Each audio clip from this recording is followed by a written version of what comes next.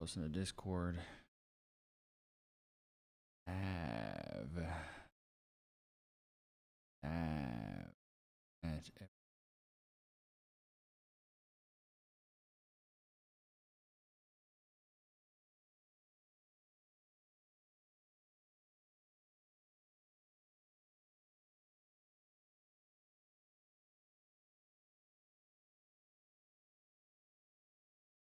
Mm-hmm. Yeah.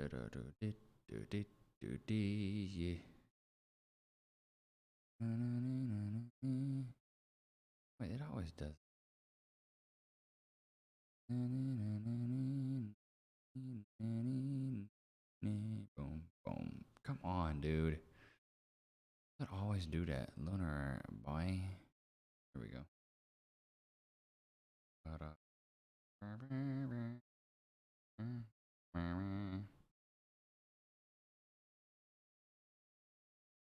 right.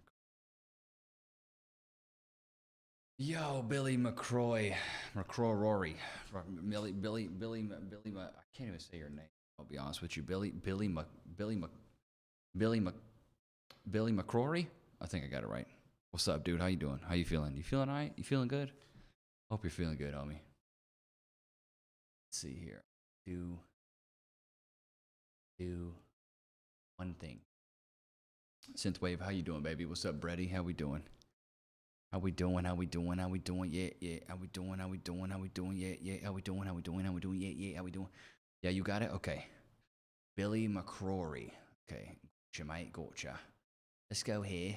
I want to pull up a different visual for you guys today. Cause here's the main reason why. Because I have a white hoodie with with a with red on it. I don't want to have something that's red. Something that is, kind of nice, Red Smacker JC, how we doing, mate? So we doing all right? It's good to see you guys. It's good to have you, as they would say. Good to see you. It's good to have you. How was everyone's day so far? Hopefully your day was well. Your day was good, or whatever they say. The, whatever they say. How was your day? Let's see what else we got here. What other red backgrounds do they have in here in Canva? If I can find something. These look like Dookie biscuits. Oh, that moves way too fast. L. Jenkins, Nemo, what's up, baby? How are we doing?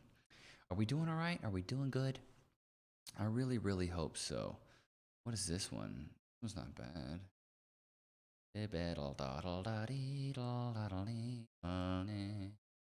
Ooh, now see this one I can get behind. This one I can 100% get behind. But yeah, what's up, everybody? Are you guys feeling all right, man? Let me check a vibe real quick. Let me check a vibe. How we doing, bro? How are we feeling? Are we feeling okay? I hope everybody's feeling nice and good today, man. Sorry I'm streaming a little bit later. Me and Cass had a bunch of errands to run, so we wanted to get them all done before the end of today. You know what I mean?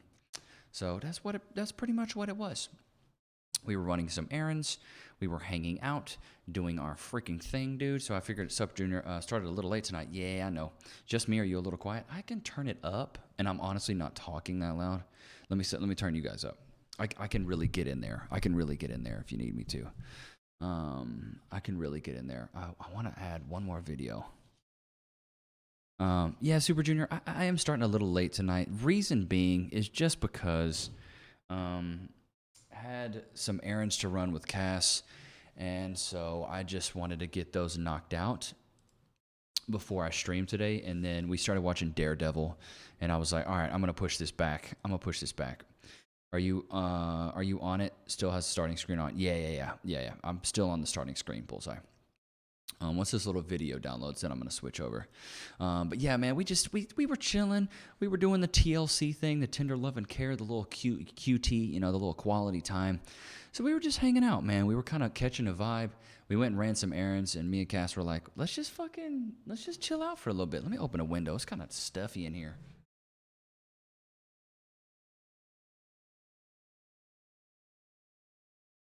So we were just kind of, we were kind of just catching a vibe. doing our thing, you know what I mean? JC, appreciate the host, bro. It's good to have you. Let me go ahead and add this video. This is a new one. Okay, cool. Wet. Yeah, it's nice and red because I got red on the hoodie. But what's up, guys? How we feeling? Are you guys feeling okay? Almost bedtime for me, Super Junior. I know, man. I'm sorry it's so late. I was going to do earlier. Oh, wow, you got a whole lot louder real fast. My bad. Oh, I think the gain is turned up real big time on this bad boy. Let me move this. Hey, it's okay, Thor. It's all right. Okay, buddy. It's all good. Don't even trip. Mama's safe. Mama's good. Mama's got to go to sleep, dude, okay? Mom has shit to do. You understand me? She's got stuff to do, bro. So... all right. Okay. Lighting's good. We got everything. How was y'all's day, man? Did y'all have a good day today? I hope you guys did. I hope you guys did. We had a really, I'll be honest with you, chat. Have been thinking all day about what we talked about yesterday. And okay, let me backtrack. So we were in the doghouse after the meeting. Yeah, basically. So, I got some things I want to get off my chest. Just because I feel like transparency is key with you guys, and I always love being just as transparent as possible. And I love talking to you guys just like you were one of my homies, you know? Nobody's life is perfect. My life is definitely not perfect. And I have struggles just like everyone else in here does. So I wanted to talk kind of about what happened to me today. Now, is this anything crazy that happened? Nah, bro. I would have been down to talk about conspiracies and how the world is indoctrinated. Oh my God, Synthwave. I don't want to get down that rabbit hole this early. You know what I mean? Did you see how Google services went down 10 hours ago? JC, I did see that. And I saw that Pornhub took down all unverified content, which is weird. It's super random, but I saw it on Twitter today. But no, in serious news. So yeah, if you guys have a bunch of unverified content, you better go ahead and get that ass. Go ahead and get your ass in gear. All right. So, but no, for release. So today, have you met Robot Andy? I did see a little bit of Kim's stream, but I'll be honest with you. ESO all day. Elder Scrolls. Oh, okay. Yeah, they did, man. So if any of you guys are trying to get on Cornhub, then you better go ahead and watch your ass if you got some unverified content on there. So what we talked about this yesterday. So there's a lot I need to. Keemstar was complaining about it, and he has children. Goodness gracious. A lot to unpack from today, and I just want you guys to know I'm going to speak from just a level of realness today, and I'm going to talk about what happened to me today, kind of my mindset, and then we're going to talk about how awesome yesterday was. Okay, cool. So that's kind of going to be the plan for today's stream.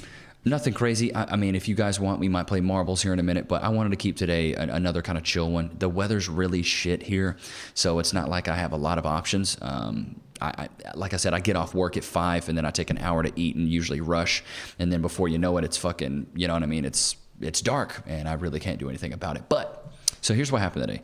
So as you guys know, I have a day job. You know what I mean? I have a day job to keep the lights on. And I work at Realtor.com, and I work with like brokers and shit like that. So basically what happened today is there's these things called comp statements, which is your compensation statement. So I get my comp statement basically in an email every 2 weeks. And they're like, all right, hey, this is what you're about to get paid, and this is how much you're going to make for, you know, your next paycheck or whatever. I get my paycheck. It's about $800 less than what I'm used to seeing. This isn't for a mansion deal you brokered me. Hey, I got you, NBPU.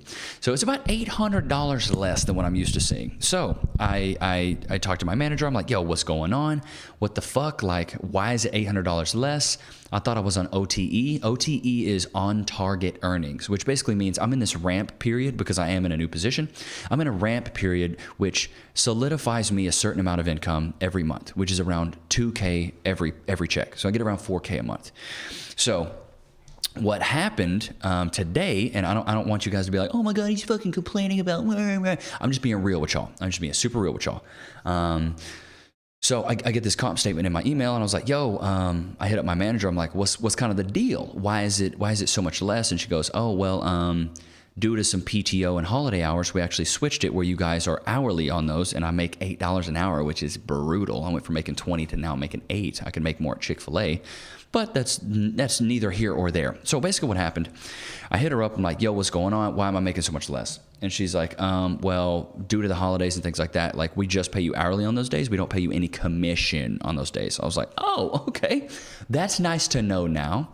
Yeah, in BPU. Yeah, this is a long story. So anyways, I get this comp statement. I start talking to my manager about it. She's like, yeah, well, on those days, it's strictly hourly. You don't get your commission pay. You don't get your commission pay on those days because you're not clocked in. You're not closing any deals. Hey, crazy cat lady, it ain't your fault. Don't even worry about it. It happens. Long story short, you quit. No, I did not quit. If I would have quit, I would have streamed 8 hours today. Chat, and just so you guys know, the day I quit my job, I'm streaming 6 to 8 hours a day. And if that doesn't pay off, then I'm gonna go find another job. But for now, if I do get fired, I'm gonna tell you guys, and we will be streaming a lot every day, and I will be doing as much as I can to provide as much content as possible. Okay, back to the story. So I'm looking at this comp statement, and in chat, this will happen one day. We'll be full-time streaming one of these days. It's just gonna take some time. So just bear with me. These we're gonna look back on these times. We're going to look back. Yeah, sleep stream. We'll be doing it all, JC. We'll look back at these times one of these days and be like, damn, what a good time it was. You know what I mean? What a fast and crazy time it was. So back to the story. So I get this comp statement, and let's see if I can turn this little live set on so we have some tunes. Can you guys hear that okay? Or it might be at the very end of it. I don't know. Wait a minute. Okay, I'm just going to turn this down. Okay, cool. Yes, okay. So basically, I get this comp statement in my emails, and I go, all right, so what is going on with this? And I'm asking my manager, like, what's going on? She goes, okay, so on PTO days and holiday, PTOs paid time off, as some of you guys may know. I don't know. I know we got a lot of UK people like JC, and PTOs mean paid time off. So messed up they didn't tell you about the pay. Rather than having to see your statement, I have to ask about it in email 100%. So this story, there's a whole fucking gambit of shit that goes on in this story. So bring it up to my manager. Yes, I do, NB. So I work 160 hours a month, or 40 hours a week for it. Yeah, pretty much 40 hours a week. Yeah, so it's like $1,000 a week. Either way, so I get this in the email, and I'm like, I talk to my manager. Yo, kind of what's going on? Like, why is it 800? I'm used to making 2,600 like gross and around 2K net. This past check, 1,800 gross, which means I'm a net maybe $1,200. So I'm missing $800 somewhere. So I asked my manager. She goes, well, on those days for PTO and holiday, you actually only get your hourly. You don't get the commission that you would get because I am in a sales position. You don't get the commission that you would get because you're not clocked in. Therefore, you're not closing deals. And I go, okay. Yeah, MB. I'm like, okay. So that's the way this works. And so I'm talking to my manager. You know me, guys. I'm very upfront about the way I feel. And at my company, I'm outspoken. I speak my mind. I'm like, hey, this is fucked up. I don't like this. You're fucking with my money. Like, there's only a couple things that really piss me off. Is number one, when you fuck with my music, when you fuck with my technology, like this shit, and then when you fuck with my money. That's a big, because I mean, dude, we gotta live. Like, I have standards of living. I have car payments. I got shit to do. You know what I'm saying? So I'm talking to my manager, and she's basically, long story short, she's like, well, I'm new as well, because my manager, this is her first management position. So she's like, well, I'm new as well, so I didn't know about this. This is something new for me. I'm sorry. I actually took a pay cut because I didn't know. So I was just like, oh my God, like this is just a whole fustercluck of shit going on. So I'm like, all right, cool. So, and basically I'm joking around with her. I'm like, so do you think you could slide me that 600 from your check? Or like, because I got shit, like I need money for content. I need money for bills. I need this shit. Like, either way, long story short. So I end up emailing HR because I'm like, fuck this. Long story short, she was like, sorry. Like, oops, sorry. Oh, my B, sorry. So I was like, okay, all right, I'm going to bubble this up. I'm going to go fucking talk to HR. So I emailed HR. Little did I know that the lady in HR is like best friends with the chick that is my manager. So she sends the message to my manager. My manager's like, oh, you think I just said, oh, sorry? So she gets all pissed at me. I'm like, Jesus crap, dude, what the fuck's going on? I'm basically telling her like, no, I didn't mean that. I was really pissed off, and which I was at the time. I was super pissed off when I found out about this, like as any of you guys probably would be. You'd be hella fucking mad. So I was hella mad. Basically, she finds out the exact email that I send, so I'm getting put on blast. She's blowing me up on Slack now, being like, "Yo, this is what you said. This is what you said. Did you really say I just said oh sorry?" And I was like, "Hey, I'm sorry. I was a little mad because I was $800 short. As you can imagine, I was just a little pissed off. I'm like, what I said was not exactly professional because you did give me kind of some details of what happened, but you did nothing about it. That's why I felt like I had to go to HR because I had to do something. I couldn't just let this shit happen and not do anything. You know what I mean, chat? And if there's one thing you can fucking learn from me is stand up for yourself. Even if you think you might lose your job or you might piss somebody off, fucking stand up for yourself, because if you don't, nobody else fucking will. All right, before I get mad. Okay, so I basically email HR. They're like, yo, this is what it is. And I was like, all right, cool, whatever. And then I found out that there's really nothing that is going to happen. There's nothing that they can do. There's nothing that's going to happen. I'm going to be $800 short on this next check. And it is what it is. And I was like, damn. I had a little coming to Jesus moment. I was like, man, that really fucking sucks. What am I gonna do now? And I was like, luckily I have this community. Luckily I have you guys, because I will have a little Twitch check coming in that's gonna help me stay afloat for a little bit until this last check. Are you inside of a Slurpee? Basically Johnny Cakes. That's where we're at today. Never trust HR to protect corporate interests. Yeah, dude, NB, man, I don't even want to get into that because that's a whole other thing. It's fine. You can find something else. I'm looking for something better. Also, Fresh Skills, you're right. The grass is always greener on the other side. But I do kind of like the people that I work with. Twitch came in super clutch. So I really like the people that I work with. So I don't exactly want to leave. Javor's basically, I got skimped out of $800 on my next check. So for my job. And I didn't know about it until today. And then my manager's like, oh, I didn't know about it either until today. And so basically everybody's like, oh, I just found out. And they're like, it's okay, sorry. And I'm like, okay, so I'm just supposed to fucking take this on the chin. And another guy that I work with, he owns a house. His mortgage is like $1,800 a month, and he's gonna make maybe $1,000 this next check for 2 weeks, bro. You can make more at Chick-fil-A. And so basically, I was pretty pissed today. Like as soon as I found this out at like 11 a.m. So as you can imagine, the rest of my day, I'm fucking mad. I'm fucking pissed off. I'm mad. I don't want to do this shit. I don't want to fucking call anybody. But here's the icing on the cake, chat. I did interview for a new position. So let's get away from the toxic shit we just talked about. Let's get away from that. And let's get into this new position. I potentially could get a job as... Hey, Thor, chill out. Chill out.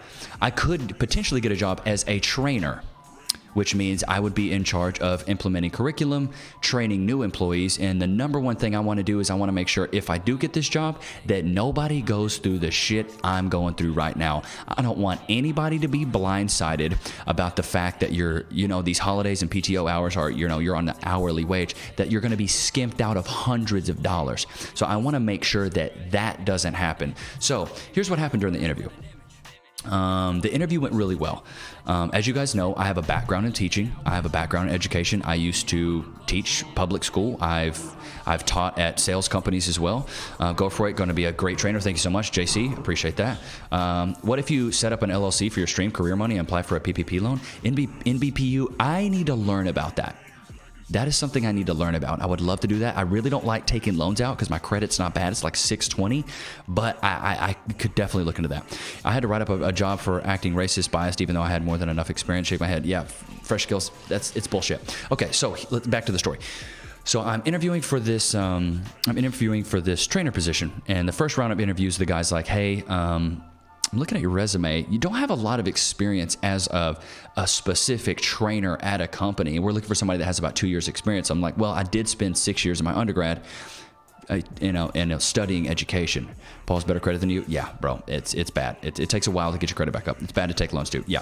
So, but Paul's been working on his credit and he makes a lot more money than me. It's easier to get your credit score higher when you make a lot of money. Just know that money is the key. Just Destiny, you got a PPP loan, LLC back and COVID started. Yeah, that's crazy. Okay, so here's how it went. Here's what happened. So I'm interviewing for this trainer position. The first guy's like, man, you really don't have that much experience, but I think, maybe you could be a good candidate for this. And so he starts asking me these questions. He goes, what kind of curriculum have you created? What kind of things have you done for training classes? And I start explaining everything, yada, yada, yada, this, that, and the third. And he's like, okay, well, maybe you could be a good fit for this. And I go, I completely agree. He pushes me on to the second round of interviews.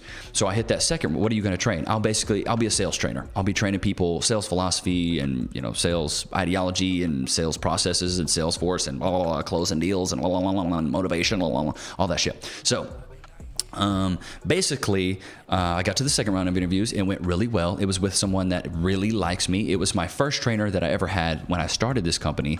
And basically, she was like, I love your energy. She always loved my energy. Most people do like my energy. She's like, you're super positive. You're always showing up on time. You're always trying to be helpful. You're always trying to go the extra mile. You're a super hard worker, yada, yada, yada. The list goes on. But I interviewed with her, and she was asking me these questions like, well, I know you don't have any direct sales trainer experience, but I think you would be a very good fit for the job. But she goes, I do need to kind of go through these questions and kind of really see kind of how you answer them and how you can adapt to these questions. I was like, 100%, go ahead and ask. So she starts asking things like, I know you've taught public school, but what's a scenario where you had a student or somebody that you were training, they were, super negative, or they came in and all the basic interview questions. So I answer all those. I'm throwing in a bunch of Tony Robbins quotes and Jim Carrey, and I even talk about you guys. And I brought up one person specifically. I didn't say your name, JC, but I brought you up specifically. She goes, are you good at handling large groups of people?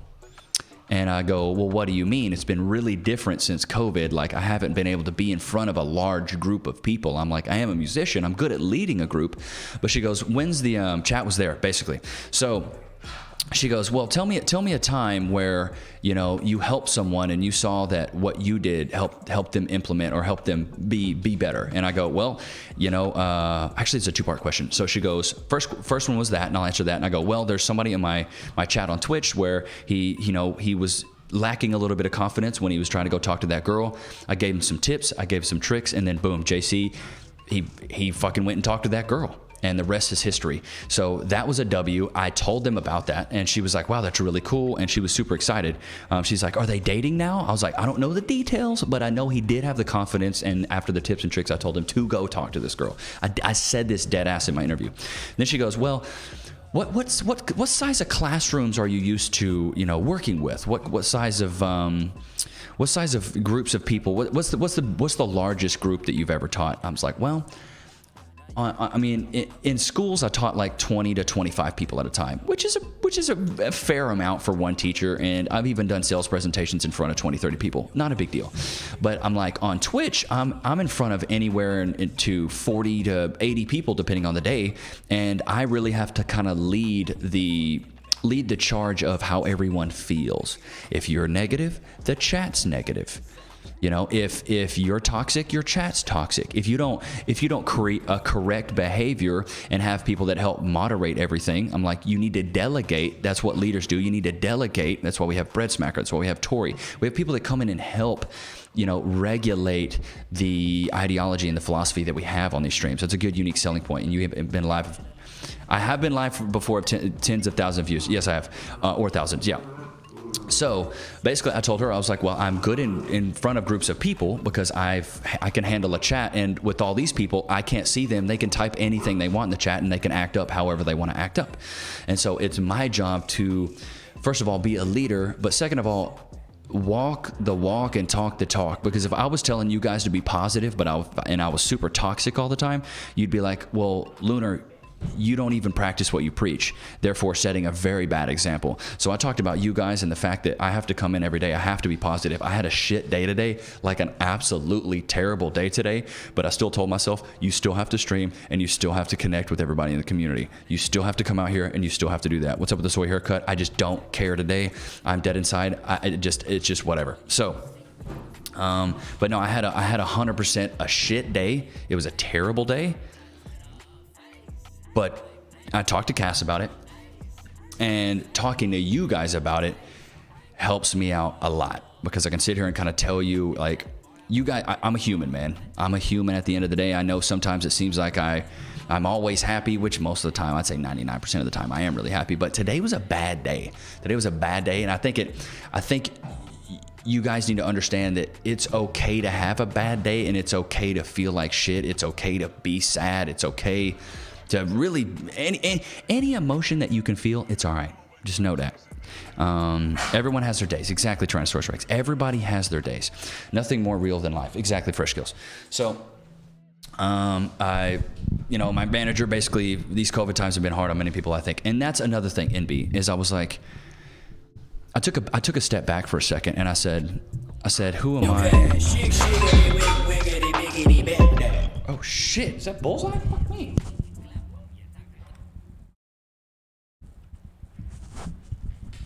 Are they gonna keep playing?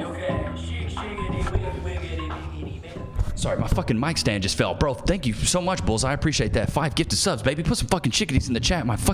This shit just fell the fuck off. I gotta fix this shit real quick. Fuck me. This shit just fell. Bullseye with the 5 gifted, bro. I appreciate that, homie. That's mad fucking love. Appreciate that. Bullseye's always coming up here and doing that shit. I appreciate that.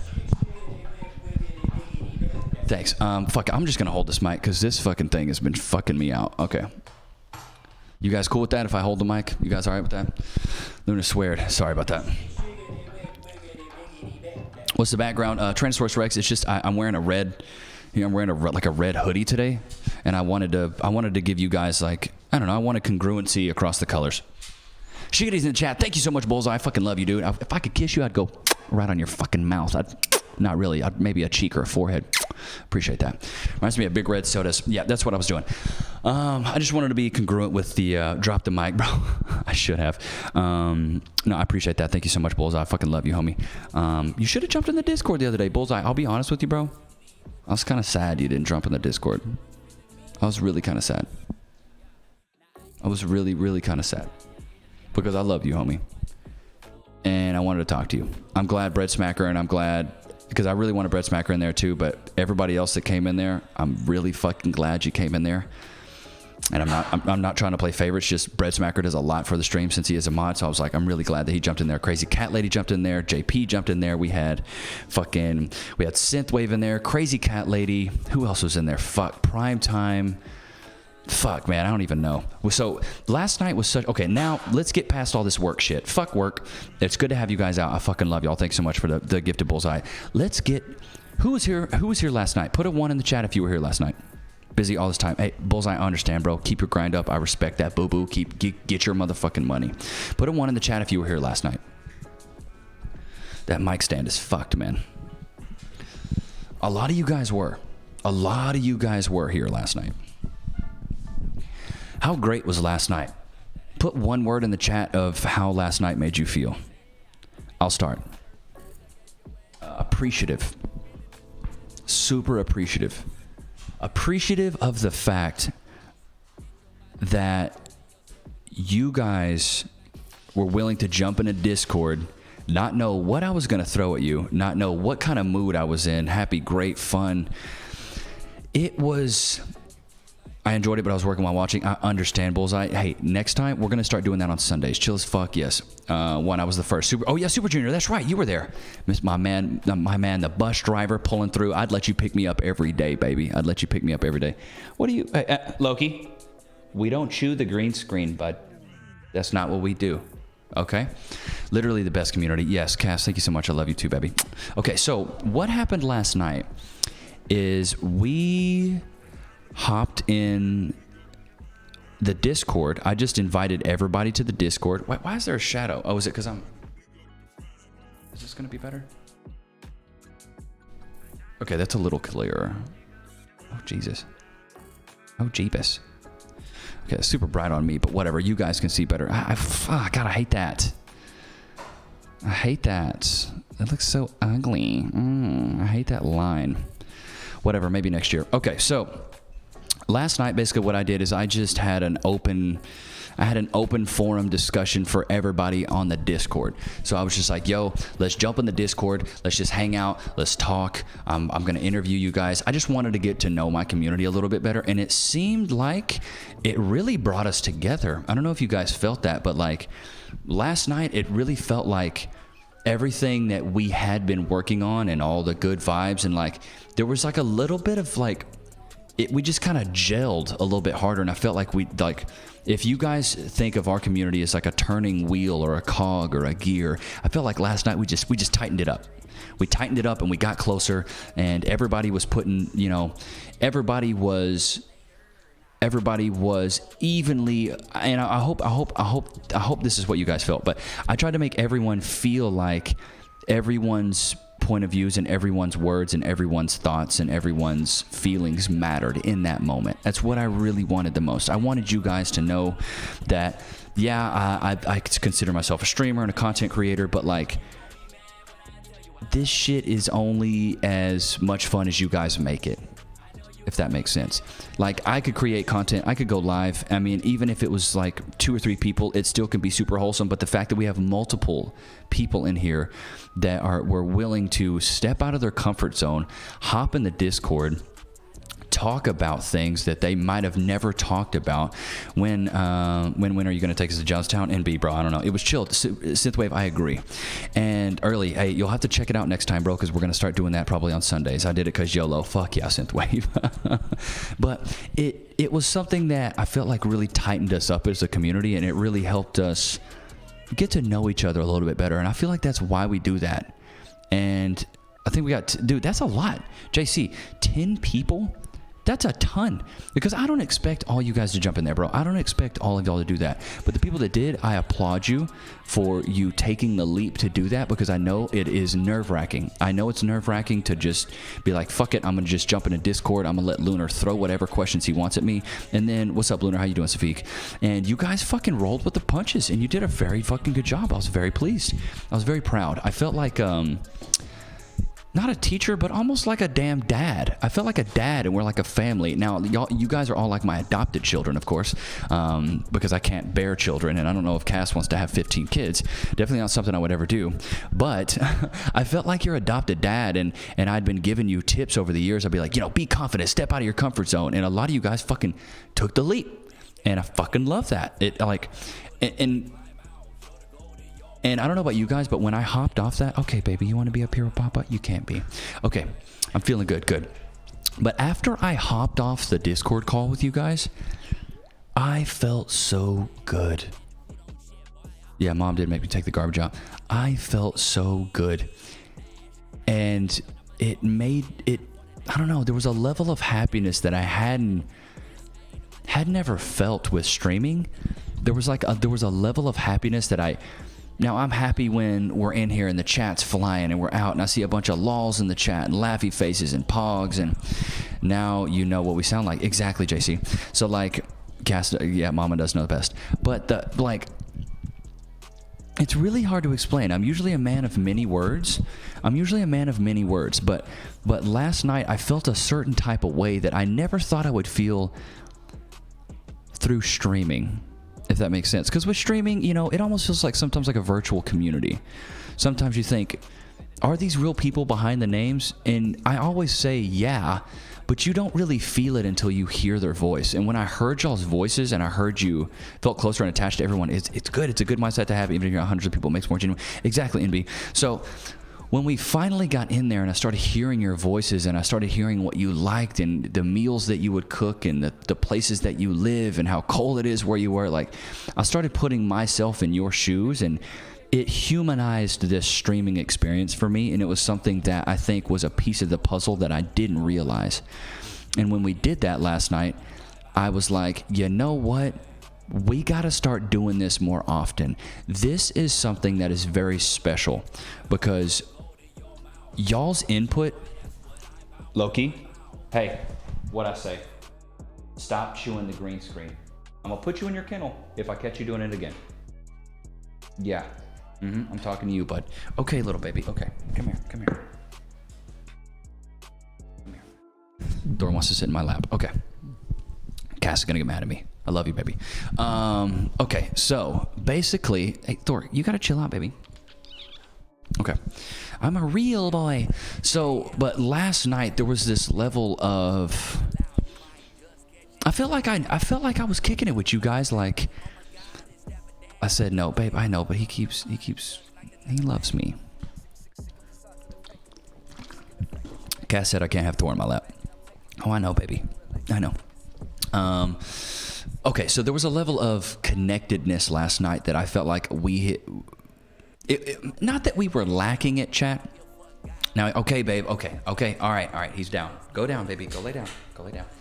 Okay. It was just for a second, baby. Okay. Aren't you supposed to be in bed anyways? Why are you reading the chat? Hey, baby, I'm right here. Go to bed. I just tucked you in. There was a level of connectedness last night. I didn't know I sounded Irish, but I get angry. You probably do, JC. There was a level of connectedness last night that wasn't, like I said, it wasn't missing, but it was something that as soon as it happened, I was like, boom, this is paramount to the growth of this community and this stream. And I felt like we leveled up last night. Early, go watch the VOD. It was hilarious. Did you guys feel like we leveled up last night? Who else felt that? Who else felt that we leveled up last night? I just felt it. It was like a vibe. The fact that you did all means respect. Baby, come on. He wanted up here for 2 seconds. I'll let him. Loki? Okay, all right. I got to put him up. Give me 1 sec, chat. I'll be right back.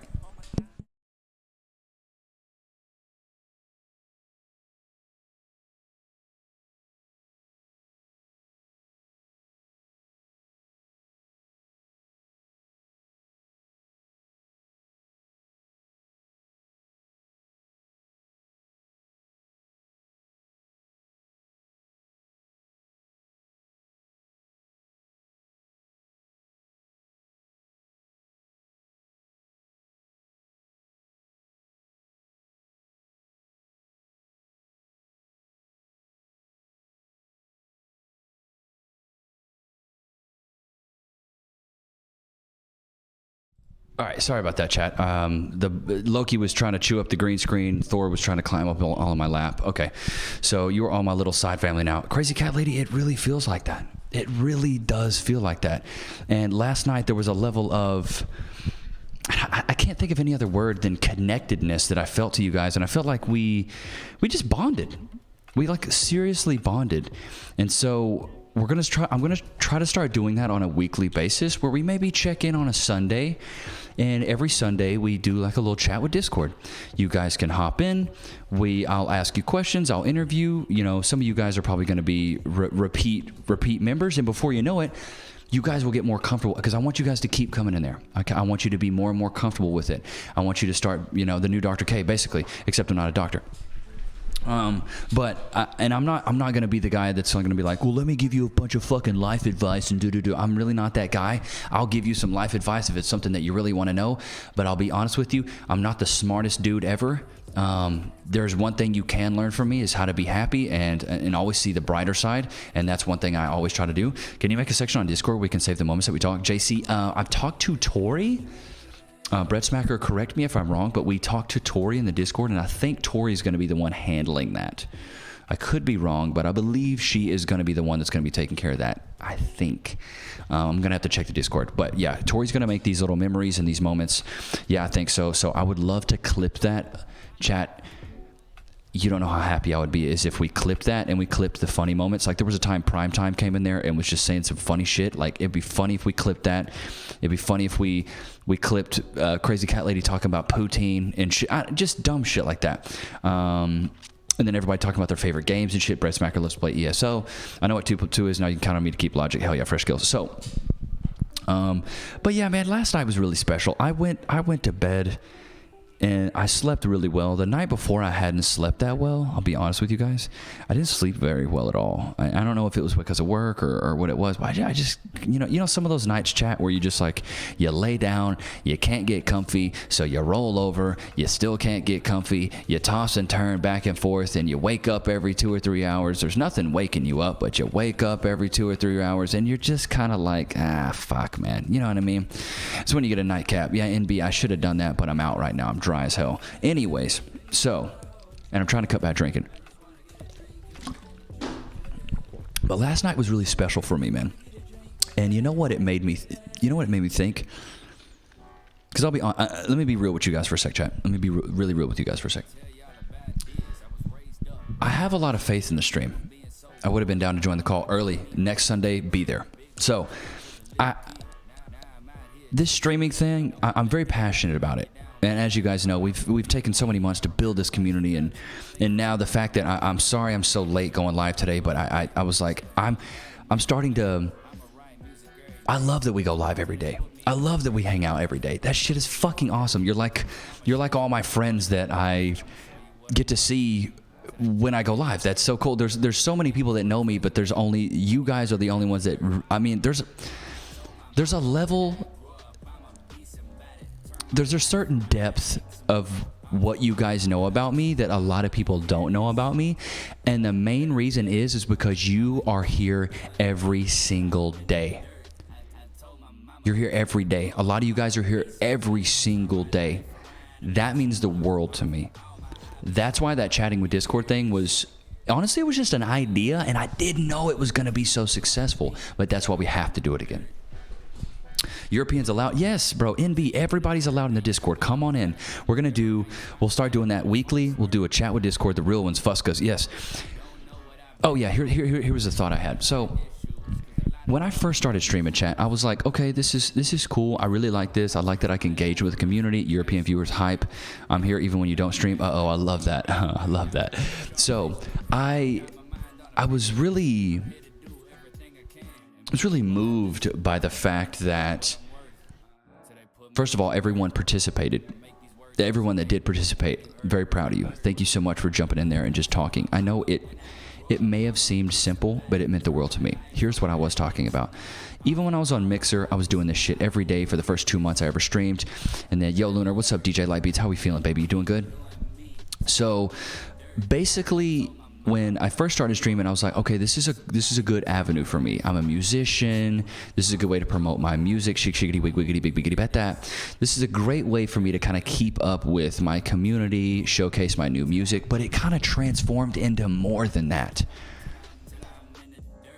As you guys notice, Mixer Luna, I remember, I haven't done a ton of music. I mean, I previewed the Christmas song for you guys, but we haven't necessarily done a fuck ton of music, and it's mainly because I've had more fun just hanging out with you guys. Now, do I still love music? Of course.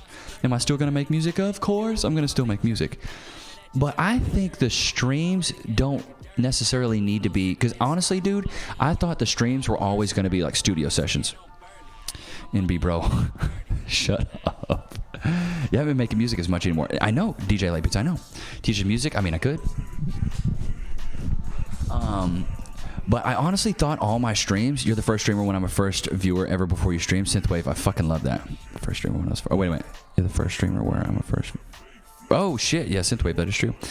At the end of the day, if you're not a robot, do you really count and kicked off a publicity stunt returns to a robot? What are you talking about? Do you use Fruit Loop or Logic Pro? I use Ableton. I use Ableton. I used to use Logic. I used to use Fruity Loops. I used Fruity Loops in high school, Logic in college, and then when I started doing music, I want to say professionally and playing shows and being paid, I started using Ableton. But Chad, I never thought that I would be able to just go live in front of a camera, talk to you guys. Hey, don't forget, hey, I won't, Synthwave, I won't. You, trust me, my memory's pretty bad, but there's a lot of you guys I'm never going to forget. So when things do get big, which I project they will in the next year or so, when things start getting big and we're averaging over 100 viewers, and then we hit another milestone of 200 viewers, and then 300, 400, and then before you know it, my goal, chat, and this has always been my goal streaming, I want to be able to go live and there's 1,000 people in the room. That's when I feel like we're taking our first big step in this stream game. You can make it to 100 viewers. I know I can. I started at fucking... You were Gato? Early, I fucking remember you, dude. You had a following before you met Ice. Did you think you would have gotten the same connection without him streaming on Twitch? NB, no. You want to know why? You want to know why, NB? Because I didn't know how to stream. Thank you so much, Astral Surfer. Appreciate that sub. Put a shiggity in the chat for my man, Astral Surfer. Appreciate that. How many months is that, baby? 5 months? I fucking love you, homie. I appreciate that. I'll fucking dance in a dress every day for you, boy. Appreciate that. 5 minutes in a row. Your background's so freaking relaxing. Good. That's what I wanted it to be. Streaming's hard. You got to interact with chat. It is tough. Never forget the day oneers. Oh, prime time. Never, baby. Never. My New Jersey friends, my folks that drive buses and bake delicious treats. Crazy cat lady. And Bread Smacker, who is literally the king fucking mod. Shiggity's in the chat. Thank you so much, Astral Surfer. You know what's crazy? There's a song by Flying Lotus called Do the Astral Plane. If you haven't heard it, go listen to it. It's fucking good. Thank you so much for the sub, dude. I appreciate that. It's mad fucking love. Shout out to Tony Soprano and Jay. Represent. Okay. But Chad, I really never thought that we would get to this point. Let's go. Let's rewind a little bit, chat. Let's rewind. Let's go back to December of last year. I'm playing Red Dead Revolver, or Red Dead Redemption, excuse me. Fuck me, Red Dead Redemption 2. The most savage playthrough. My goal was I was like, actually, you know what? I'm going to put that on ice. Let me go back to NB's question. Do you think you could have gotten the same connection without streaming on Twitch? NB, no. Here's the reason why meeting Paul was paramount to my streaming career. Here is exactly why. Call me the Guinness guy. I got you. Here's why. I thought that streaming required an insane... so when do you find out about the Train John Bullseye? I will answer that in a bit. It's probably going to be later. So she told me maybe January 1 is when they're going to do that. How did Paul Donino find you? You didn't watch that stream, DJ Lightbeats? Fuck, man. We fucking did a 3-hour stream on that. Go watch the VOD. It's on my YouTube. It's on my YouTube. I react to the first ever stream I was on. Okay. So, fuck, where was that? Oh, okay. So I really thought that streaming was very, very difficult. I thought streaming was like extremely difficult. I thought it was like, man, you got to have all this technology. You got to have all these things. You got to have this and that. And I just thought it was so complicated. And when I met Paul, he was like, bro, you could like, and then when we were off stream, he's like, bro, you could actually like, you could probably like actually do this. And I was like, you really think so? He's like, yeah, bro. He's like, get on Mixer. I'll host you. I'll help you like kind of grow. He's like, but eventually he's like, you're gonna have to do this on your own. And I'm not gonna be able to just like help you the whole way. Because he's like, if I do, then you'll be dependent on me. I was like, yeah, you're right. So he helps me for a bit. And then before you know it, like we're rocking and rolling. We're averaging, you know, I'm starting to average 10 viewers, starting to average 10, 20 viewers. And then we're bumping up. I'm starting to average 20, 30 viewers. And now I'm bumping up even more. We're starting to average 30, 40 viewers. And now we're averaging, you know, 40, 50 viewers. And now we're at the point where we're averaging around 55 to 60 viewers, which is a fucking huge W. It's good to be, it's good he being honest. He learns from this. Yeah, exactly. The only difficult part is getting people to watch you. Oh, that is the hardest part. And what's also very hard is creating really good content. But furthermore, creating content that's engaging, I think, is the biggest deal. A lot of guys, because I'm not a gamer, chat. I'm not a gamer. I don't sit here for 8 hours a day and play Call of Duty, and you guys aren't like, oh my God, Pog, GG, because I'm not that great at games. But what I am good at is being in front of people and entertaining people. That I am good at. Not good at games, because there's a lot of dudes that are really good at games, but they're not that entertaining. But I fucking still watch them. Shiggity, wig, wiggity, big, biggity, bet that, Elk Jenkins. Paul has the power of streaming. Yes, he does. Started watching Ice, IRL. Andy became a fan of IRL. He's the king of IRL. GG Sooner. Shouts out Stroud. I started watching Paul when he was Asian and he broke his drum. Oh, goodness gracious. So, but I honestly didn't think that we would have taken off as much as we have. Now are we 500 viewer Andy? Are we 1,000? No, we're not there yet. Did I blow up as fast as some other streamers? No. But I think the steady grind that we have has allowed us to, number one, really monitor the community and also nurture the correct type of community. Has 1 million subs, leave stock. And see, that's another thing, DJ. I did not want to be a leech. I did not want to be someone that just suckled off of someone else's success. I wanted to be helped a little bit and coached, but I was like, I need to swim. He taught me how to swim. I need to swim. And that was one thing that was really big for me. I was like, I have to be able to do this on my own. I have to be self-sufficient. I have to come up with my own content. I can't just be like, well, what should I do? What should I do? Hey, can I do a stream with you? Hey, can I? And you notice now I don't do that many streams with Paul. Not because I don't want to, but it's the fact that I know I have to do my own thing and I have to grow my own community. I think of relative speaking to your face, if you look at the distribution, there are so many. I mean, NB, you are right, but let's be honest, I kind of had some help.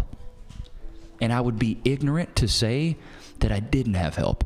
And I think I would be chauvinistic and pompous and arrogant and a little bit of a dickhead to not give thanks to the people that have helped me. The reason I say that is because I love giving back and I love helping people. And I hate when people have been helped and they're like, man, you just got to grind it out. I did it all on my own. Bro, imagine. Bro, honestly, JC, I don't want that. You want to know why I don't want somebody big like that to host me?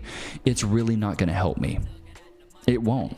Maybe one stream it'll help. Maybe. But there's a facade behind big streamers rating small streamers. There's a huge facade. Number one, sometimes small streamers don't want to be rated by big streamers. They don't want 50,000 people in the chat. I would freak out if he did, but I'm never going to sit here and expect it. If he did, I would freak out. But at the same time, my chat would just look like fucking, it would be just straight spam. Like I see his chat and I'm like, bro, how can you even read that? I like the fact that the chat moves at a pretty good pace and I can actually read what you guys are saying. And I don't, like, even if I don't reply to it, I do read it. Maybe root for you and Scuff Brother. Hey, Bulls, I appreciate that. That's how people get their big break. I mean, Machine Elf, yeah. But the thing is like, you could get one host, but it really might not. It really might not change your whole career. You get one XQC host, you're not going to be famous the next day. It doesn't work like that. I wonder how gray market operate if big streamers sell hosts raid for money in obscure discords. Bro, that'd be fucking crazy if they did. You can put in slow mode though. Yeah, I know. You won't be able to see our names and spam. I know. That's what I'm saying. Yeah, it's going to be hard to mod chat while going fast. Dude, it's going to be impossible. It'll be fucking impossible to mod that. Like, Bread Smacker's going to be fucking sweating and just be like, he's going to have the synthwave music on being like, and Tori Tokes will be over there like, it's gonna be impossible, dude. It would be impossible to fucking mod a chat that's going that fucking fast. Bread Smacker would be fucking. Have you ever seen that guy in fucking South Park that's sitting back and like leaning back and he's like sweaty as shit and he's got chips on his fucking, you know what I'm saying? That's what it would be like. Bread Smacker would be like fucking. He put on the synth wave like ding ding da da ding ding ding ding. Put his fucking hair back, put his sweatbands on and fucking beat it da da beat it da da da da. Chain smoking fucking Newports. I could see it. I could see it. You know what, Bread Smacker? You know what we might have to do for you, bro? We might have to fucking do a mod application. We might have to do mod auditions and recruit another guy or two or girl or two. What do you think about that? You feel like he needs help sometimes, Brady? I feel like our community's pretty positive, so I don't feel like we really need a ton of help, but might have to fuck around and do some mod applications. Might have to fucking do it. I don't know. I'll talk to Brady. I'll talk to the powers that be. I'll talk to the queen and king of the stream. And I'll talk to Brady and Tori. And we'll see. Maybe we'll do some pog. Or maybe we'll do some pog. Maybe we'll do some fucking mod auditions and kind of see what you guys got. Impress me. I modded for a 3K streamer once. It was fun. Machine Elf. That's fucking dope. That's fucking dope. You know what's really cool is I didn't know some of you guys modded on other streams. I think that's really cool. I think it's cool that you come in here to watch, but then you help other streamers. I think that's cool. It just shows how fucking dope a lot of you guys are. Honestly, all you guys. Well, maybe not all you guys. All you guys are dope. I'm fucking with y'all, bro. Used to mod for Andy? Damn. That's pretty dope. But and Bullseye gets a vote in the new mods too. Bullseye, you definitely get a vote, but you can't be a mod. Are you mad at me now, Bullseye? Is it bad that it doesn't feel right to mod you, Bullseye? Is that bad? Shiggity wig wiggity big biggity bet that. Because Bullseye, I like the fact that you just pop in and enjoy yourself. And I know you're busy. I mean, I know everybody else is, but and exactly, you don't want to be mod. Cool, I hit the nail on the head. I was just making sure. I was just making some sure. But I was like, it doesn't feel right for Bullseye to be mod. I'm modded for, forgot about the stream, it happens. I just want my VIP. Okay, Bullseye, you'll always have your VIP. I gotta make you VIP. I'm just over here making some sure. Because I always say I'm just making sure. And my buddy's like, you fucking making some sure? If I was Andy, I would call myself Irish Andy, bro. That'd be crazy. One of these days, chat will be up in there in those numbers, and then all you guys will be here, and you'll remember where we were. But we might have to do some mod applications. It's something we're definitely thinking about. Something I'm definitely thinking about. But the journey from December of 2019 to December of 2020 has been a fucking wild one. Voltage.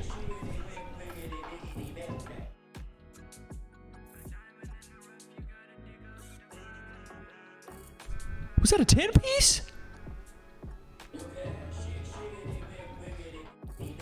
Oh my God. Voltage with the fucking 10 gifted. Holy shit, bro. Holy fuck. Shiggity's in the chat for my guy. Damn. Holy fuck. Kim's in the chat. What's up, Kim? Fuck yeah, Voltage. Dude, I'm gonna dance for this next one.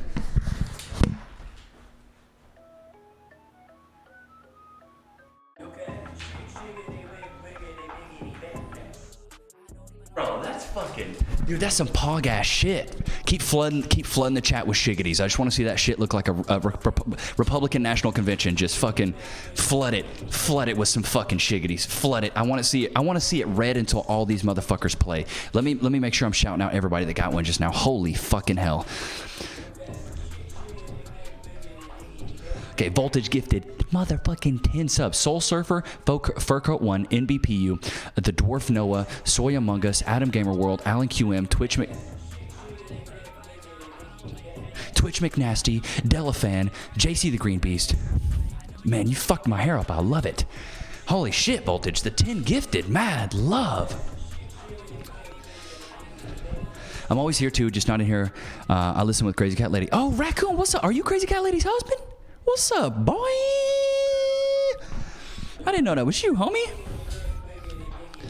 Hell yeah, chat. You're making me feel better and better about me quitting my job. Or getting fired. but for real. Bro, Raccoon, are you Crazy Cat Lady's husband? Bro, this is one of the luckiest guys in the chat.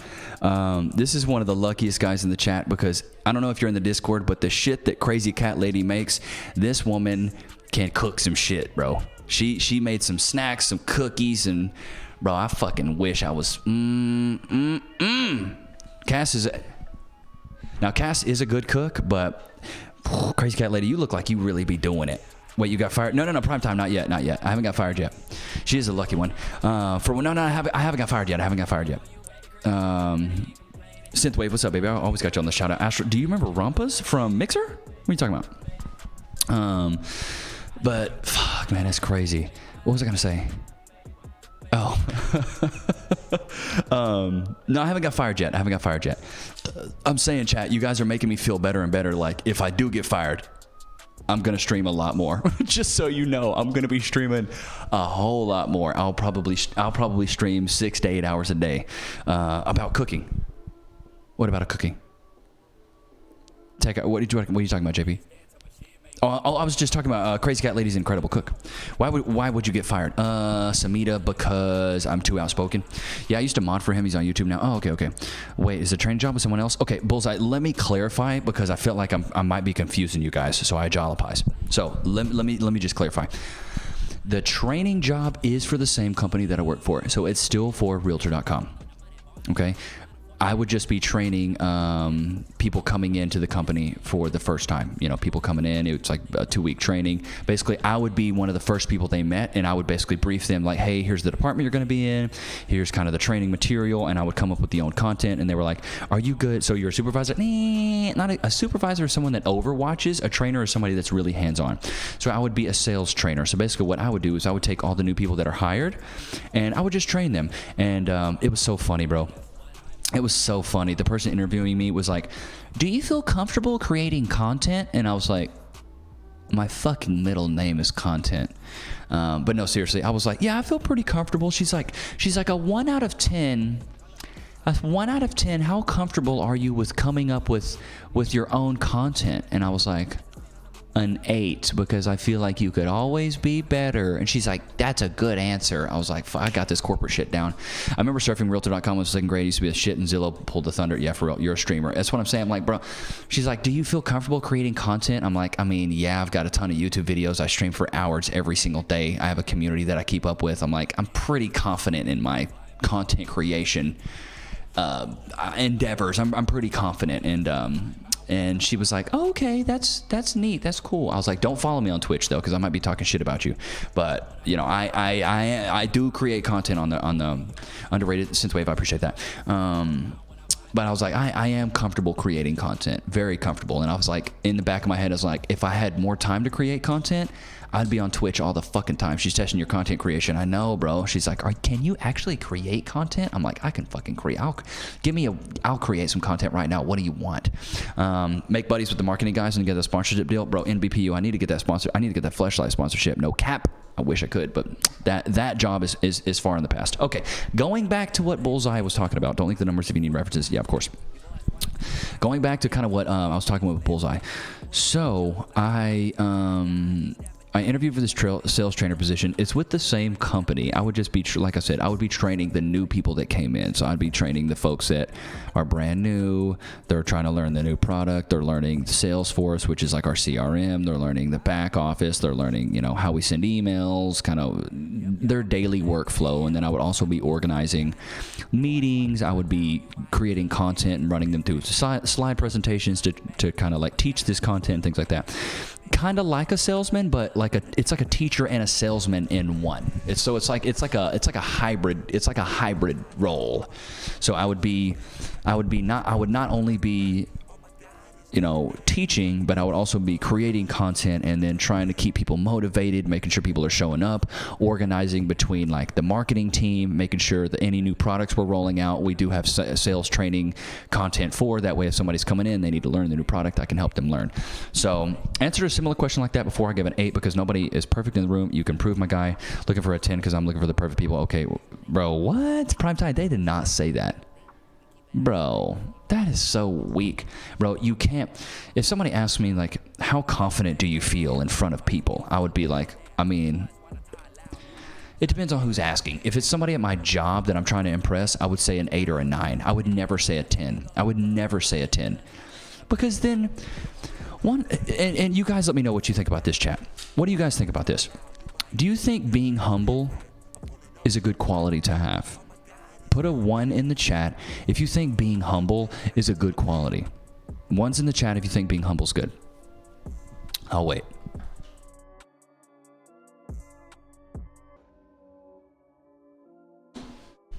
Pretty unanimous. See, I completely agree with you guys. I completely agree. Number 1, because nobody wants to come in here and act like they got the biggest thing swinging and they're the greatest thing since sliced bread. So when she asked me that question, instead of ask what makes him perfect, if you need a job to sell, you need to oversell yourself. See, Valorant Gaming, I like to, when people ask me quantitative numbers about my performance, I say 8, but I give a very solid reason for why I say 8. I say because we all strive for perfection, but we should all be humble enough to know that we will never be perfect. And an 8 lets me know inside, intrinsically, that I have the autonomy to say, hey, I need to be better because I think we can always be better every day. I think if you think you're perfect, that's the day you stunt your growth. If you said 10, they will think you're a content yeah, for real. But I was never going to be like, yeah, I'm a 10 at content creation. I'm a 10 at motivating. Like, I'm an 8 all day. But see, being humble is such a strong quality. And a lot of people that are super chauvinistic and arrogant and pompous and things like that, they don't have that humble quality. But there's a couple qualities that are I'm a 9 at least, I believe it. There's a couple qualities that are all in really, really good leaders. Think about all the good leaders you've had.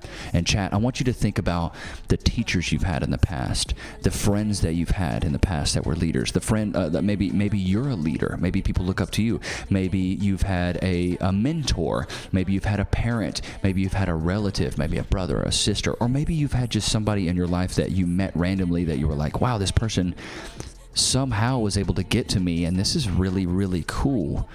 But there's certain qualities in a leader that people look for that sometimes they don't even know. And God, shut up. Number 1 is every good leader has your best interest in mind.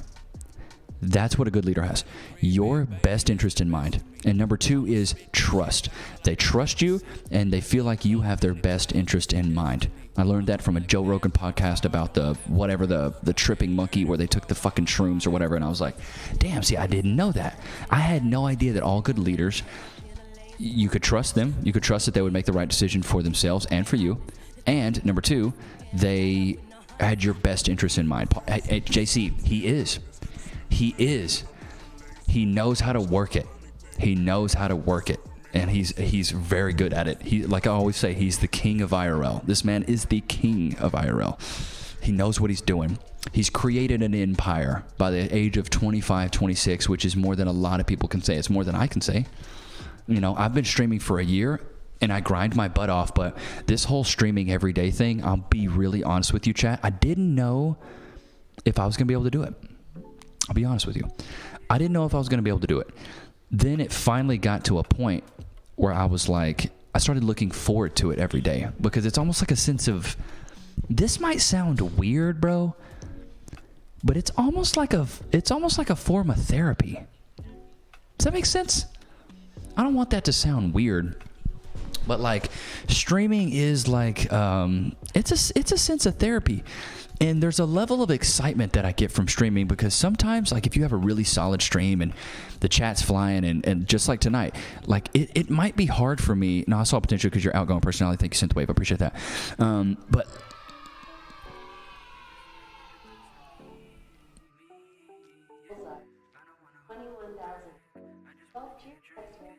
thank you, Bullseye. I appreciate you, man. Thanks for 100 biddies. I'd fucking kiss your face right now if it was here.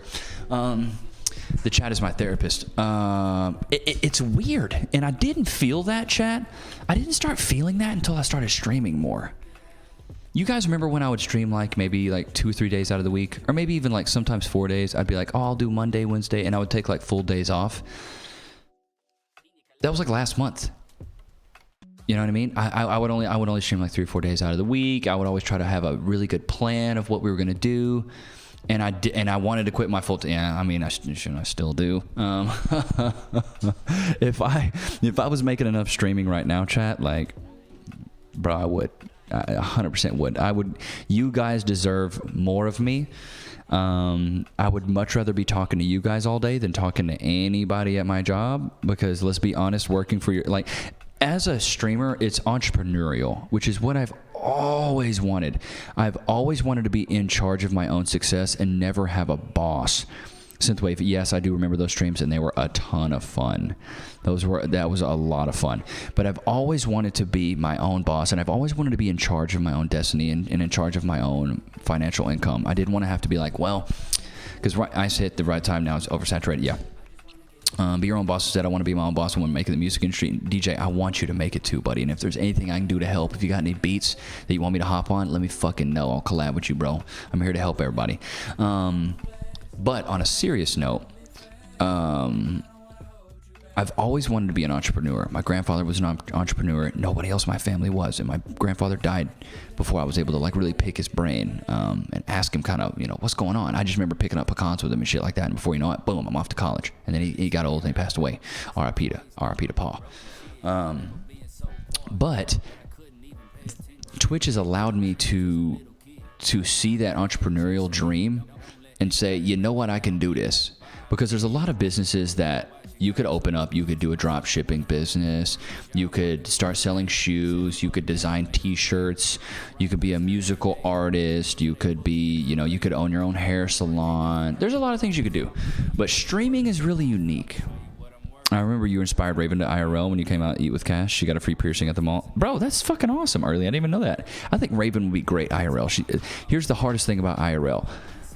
Going live outside. That's the hardest thing about IRL, is walking your fucking ass outside and just pushing that live button. That's the hardest part.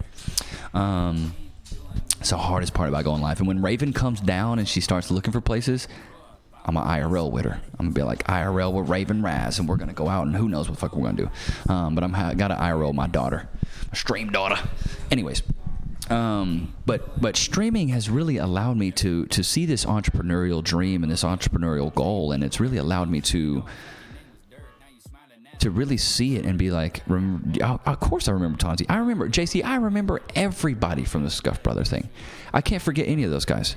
That week was so memorable for me, which we'll talk about here in a minute, because I'm kind of on this rant. But this entrepreneurial thing, I didn't think it was going to be possible, because I was like, number one, I'm not the smartest dude. Number two, I'm not super rich. And number three, I'm not really good at business. I'm not like super good at business. I'm a pretty good salesman. You know, I can sell some shit. But you don't really open your own business when you're just a good salesman. You know, you got to have other people. You got to have marketing. You got to have HR. You got to have sales. You got to have whatever. You got to have this. You got to have that. V2 next year, bro, I really wish. Rewatch Scuff Brother next, bro. Early, there's like a week full of content, bro. There's no way I'm going to be able to watch fucking... I'm not even good at math. That's over 50 hours of content. And I can't watch it because I have to do it on YouTube. I mean, I guess I could do it on YouTube, but that's a lot of content, bro. I mean, I could skim through. Where's that shit at? Is it on YouTube somewhere? But streaming has really allowed me to be like, you know what? This is a business. If you guys really think about it, like, the more money I make through this, the more money I want to put into this. And hopefully you guys have seen that. I got you, Synthwave. Appreciate it. If the vaccines make everyone, yeah, who knows? But the reason we got this, one of the reasons we Ice's video for each day. Okay, I'll have to go check it out. So one of the reasons we got this big, nice place is so when we did streams at home, it was more enjoyable for you guys. You got to see a big, pretty place, and we got the boys' little sweaters. We knew you guys would like that, and shit. We got the puppies because we knew that you guys would like that as well. I'm not saying we did everything for you guys, but it was definitely a consideration because I want this to be a really big part of my life. I want streaming to be something I do for years and years and years and years to come. Puppy sweaters, Gary versus the legendary Scuff Brother, bro. No, dude, I was such a noob back in those days. And Gary really gave me a run for my money. He knew the community so well, and I didn't. So it took... those nights were fucking exhausting, and me and Gary really bonded. So, and I love Gary now. We never hated each other. I hope you guys never thought we hated each other, but we knew it was content. And then afterwards... All right, now let's go back to Scuff Brothers since we're talking about it. Okay, here's what happened after... Do you have a Christmas tree? Nah, I don't have a Christmas tree, bro. JC, we're kind of hurting financially after everything. After the move, it's expensive to move, bro. So we bought all new things. We bought a washer and dryer, TVs. Dude, it's expensive to move, bro. It's really expensive to move. So we don't have a tree. I'm sorry. Okay. Going back to that. So after me and Gary, the day 2 thing of us fighting and da-da-da, you want to react to it for a bit? Check. No, I don't want to do that right now, Synthwave. I don't want to be a React Andy. I might do that later on this week. Higher ceiling, taller tree, or earlier, right? I want to just talk to you guys tonight. So, but the Synthwave, that's a fucking fantastic idea, and we will definitely put that on the docket. Put that in the stream ideas.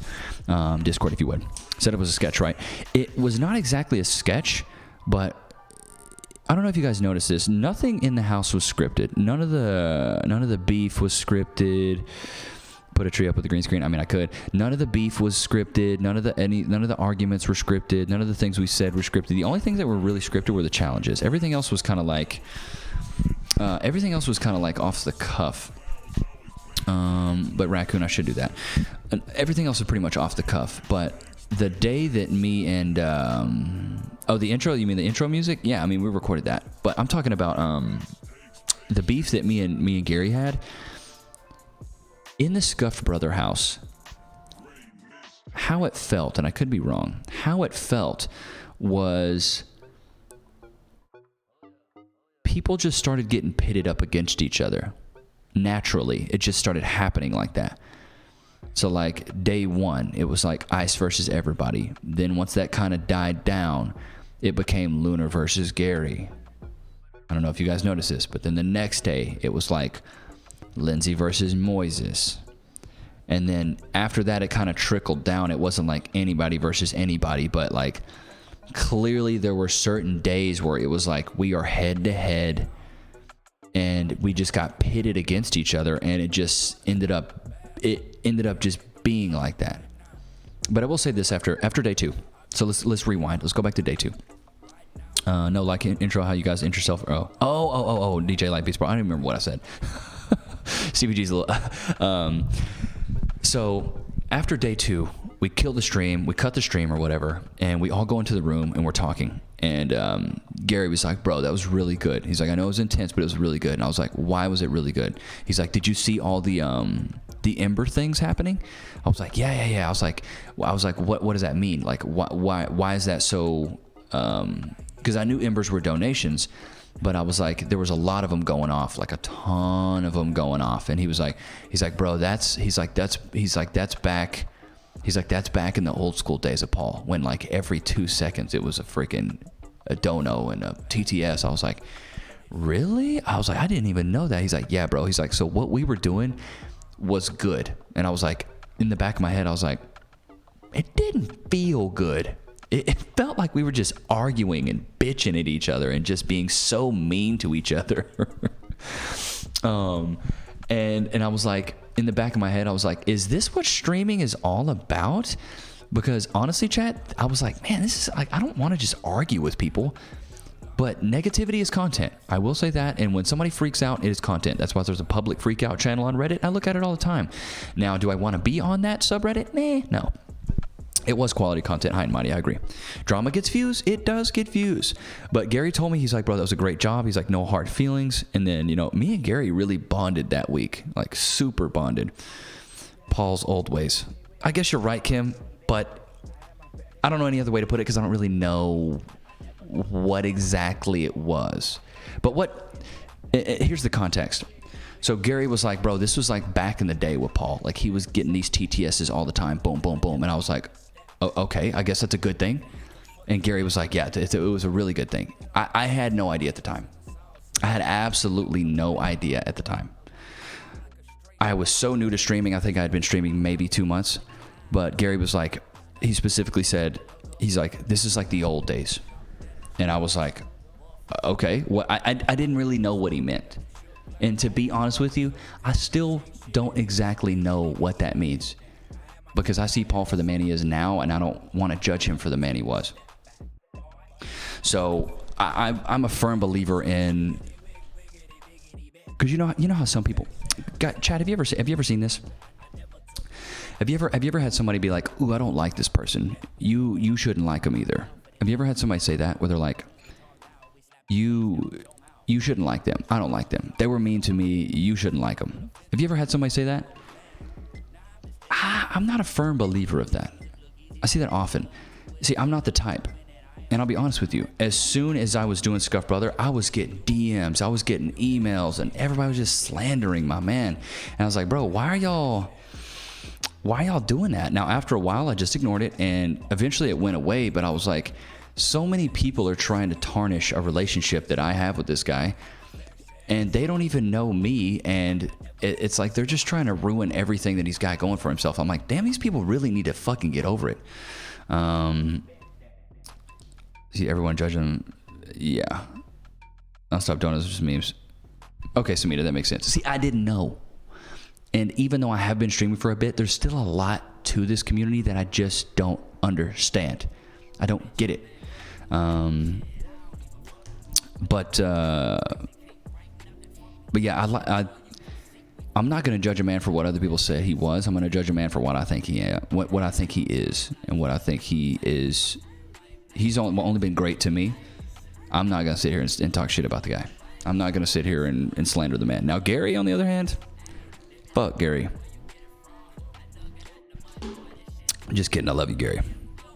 Or do I? But no, seriously. Me and Gary have a love-hate. No, I fuck with Gary super hard, bro. I fuck with Gary super hard. I still want to do a podcast with Gary, but he keeps fucking ditching me hard, super hard. I'm like, Gary, can we do the podcast? He's like, yeah, and then just flees the scene. No, I love Gary. But no, and Kim, thanks for coming in here and checking me. I appreciate that, because sometimes I get ahead of myself, and I appreciate you coming in here and saying that, because I did need to clarify. Do the podcast with Moises, bro. Moises streams once a month. He does that to Moises too when they plan a trip, bro. I would do, dude. Samita, it is long overdue, but bro, what are we gonna do? Zoom? Are we gonna do it via Zoom? Are we gonna test everybody for COVID? Like there's so many like here. Oh, excuse me. Here's the only way we could do a Scuff Brothers season 2. Here's the only way. And who am I to even talk about it? We would have to COVID test everyone, which, if you want to get it done quickly, it's still kind of expensive, not cheap. Oh my God, I don't play, boy. You can bet that he wasn't dirty, just different. Yeah. All right, we're not gonna talk about that anymore. But if we did do Scuff Brothers season 2, we would have to test everyone for COVID, which usually those tests are a couple hundred, I think.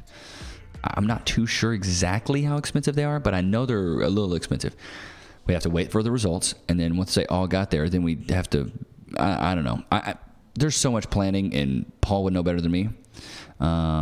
75 people event on Friday. What? How? Yeah, bro, and even COVID testing is kind of shoddy. It's like, it's even shoddy. I don't even know. Like, how can you really like? There's some of the tests that I've seen where they do a test kit and it's like not even, they don't even test anything, and then boom, it's positive. It's like, what? Testing isn't free in the U.S. No, it's not. It's not. Yeah, we could just go to Canada. Oh, at a cinema. Oh yeah, he told me about that. Trump got the vaccines, bro. Bro, chat, are you guys gonna take these vaccines? Like, for real? Are you gonna test these vaccines?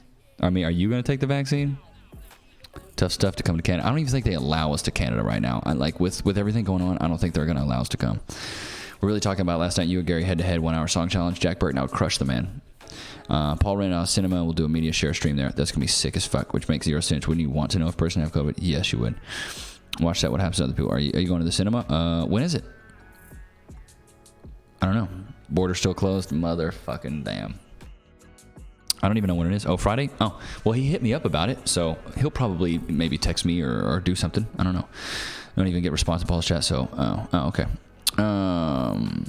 Yeah, maybe he'll hit me up. He did send me a text or called me. I think he sent me a text. He's like, hey, I'm thinking about...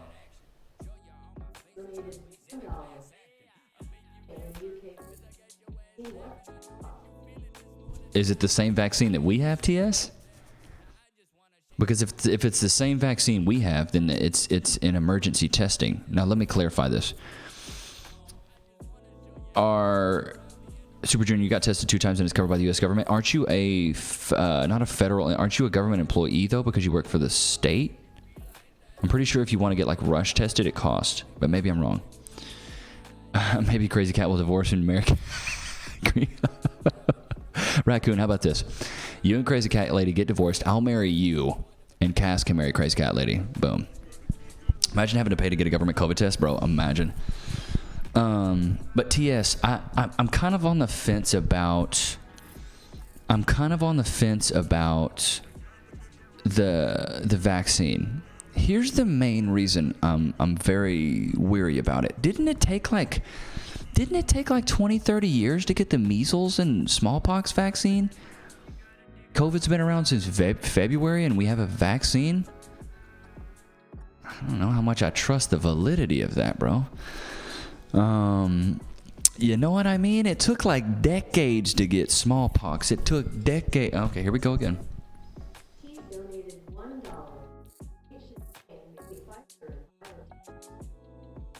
Oh yeah, okay. So it's Pfizer and biotech.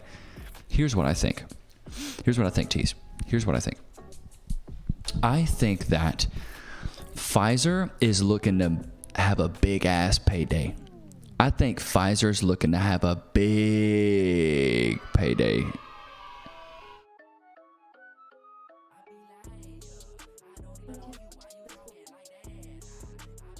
Bro, Jack Burton, appreciate the 100 biddies.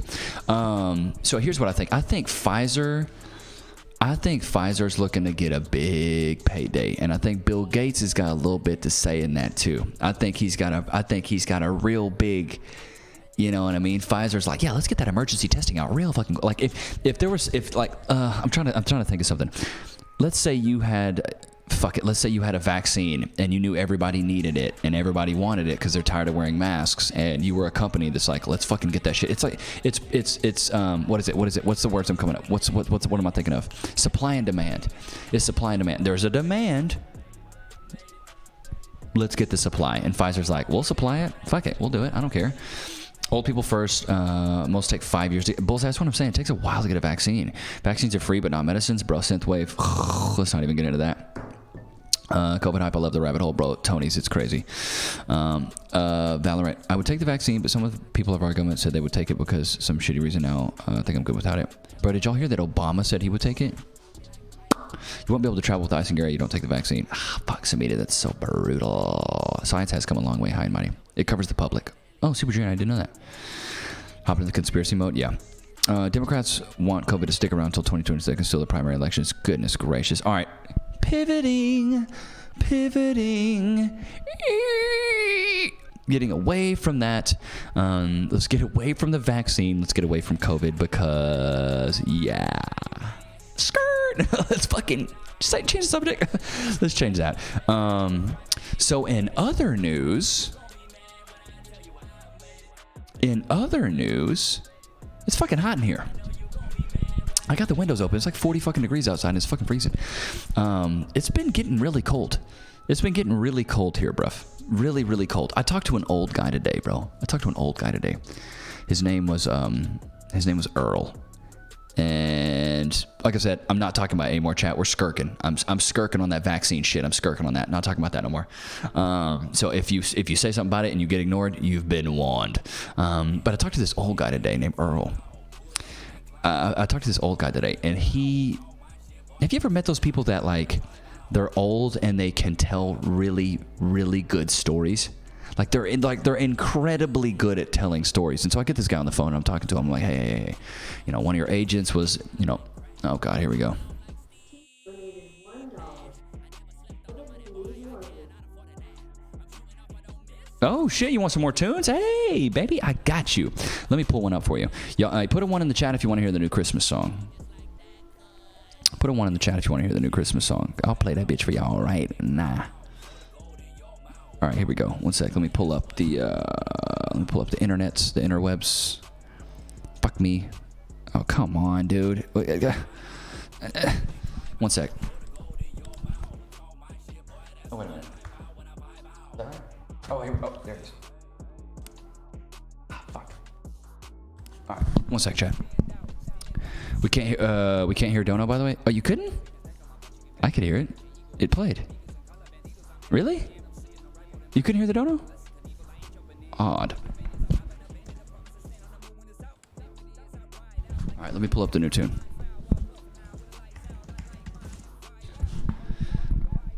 Oh, it's so low? Oh, I can turn it up. Negative 23. Bro, fucking hell, that's cold. Okay, one sec, chat. One sec. Let me pull this up for you guys real quick. Did I send it? I don't remember which email I sent it from.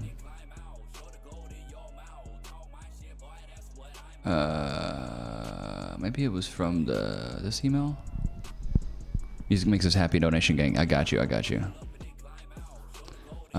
we go. Where's that new Christmas song?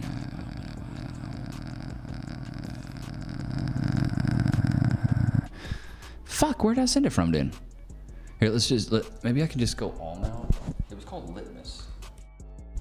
Ah, there it is. Here we go. Can you guys hear it?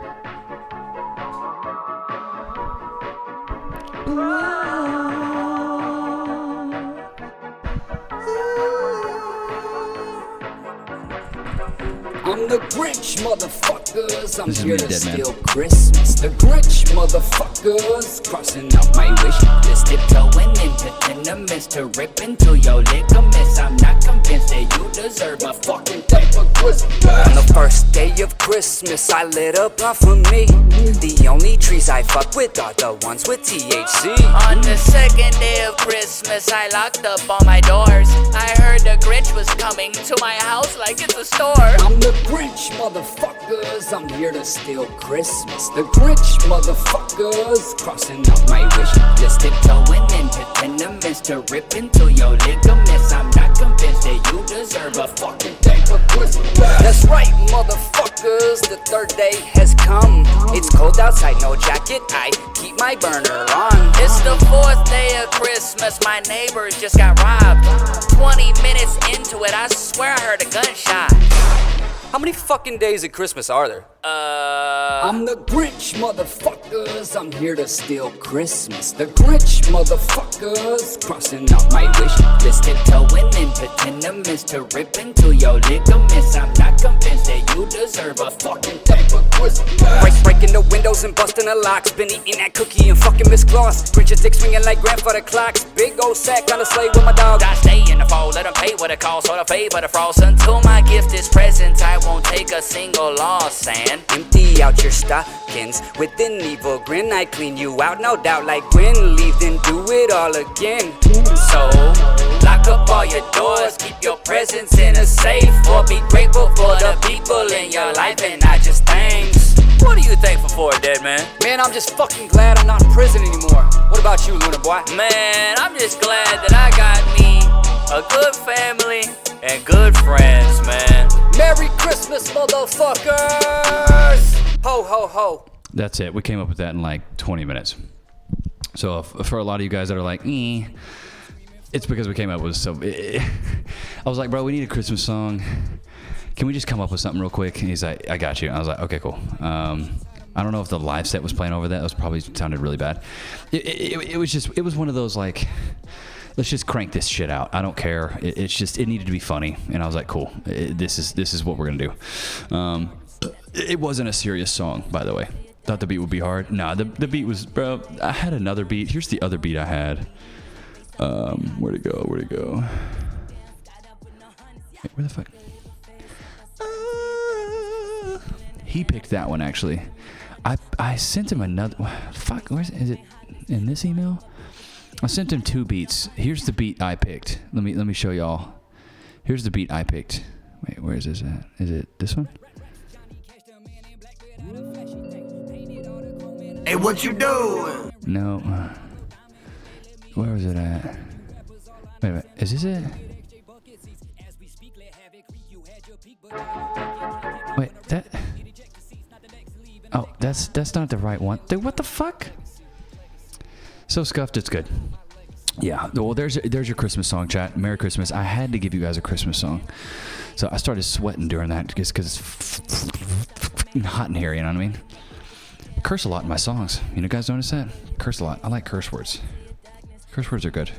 You know, what they always say? They say, well, people that, people that curse, my mom used to say this, well, people that curse always show their intelligence. And I'm like, didn't a study come out that said people that are more intelligent usually curse more? Isn't that a thing? I swear that's a thing. But I could be wrong. I could be wrong all day. Fuck it, dude. Okay, so let me explain what that track was. Yo, Lunar, I'm gonna head out. It's 3:30 a.m. JC, go get some sleep, dude. Go get some sleep, bro. You've been here so long. Go get some sleep. Thought the beat would be hard. Yeah, DJ Light Beats, maybe. Listen to Gary Vanessa's Christmas song. Bro, Nemo, I bet it's fuego. So basically me singing. Okay, so that's Dead Man singing. That's Dead Man singing, but we go back and forth. I don't know if you, JC, have a good night, man. Go catch some Z's for me. So we go back and forth. So we go from him kind of, I'm the Grinch, mother, the one to save, and then like tiptoeing into tenements, I rip you into ligaments. That's me. And then he's like, I don't think you deserve it. And then he did on the first day of Christmas, I do all the evens, he does the odds. He does the first day, I do the second day. He does the third day, I do the fourth day. But Dead Man wrote all the lyrics. I just gave him the beat, and I was adding a bunch of, I was doing like work shit, and he was like, well, I'll write this song real quick. I was like, all right, cool. So I was doing work stuff. He wrote the song, and I just spit his words. So basically, Dead Man's my ghostwriter now. That's what it was. But I was like, bro, we need a Christmas song. And I just don't, like, I feel like sometimes I just don't have time to do shit like that. But I will say this, chat. The booth is looking real good, and I have a surprise for you guys. You should play it on Christmas Day. Yeah, I have a surprise for you guys. Accept all emotions, cuss more, smarter up. Fresh goals, that makes sense. I do have a surprise for you guys. So on this Saturday, I've got a buddy coming in who is him and his buddy are driving in from Dallas. They've had this, any fire in the booth, Tony's. Oh, you already know what it is. We got it padded out in there. I've got lights in there. I can't show you right now because I don't have, well, no, I don't feel like setting it up. I could get the webcam and move around, but I don't want to do it.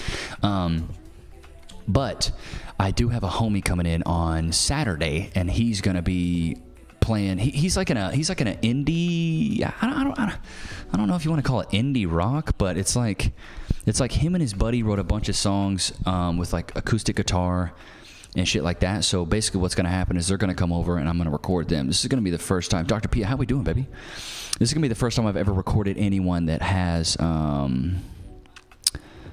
that does like guitar and that does like, hey, do I know you? Hey, Doctor, hey, you already know what it is, bro. I know you, buddy. How you doing?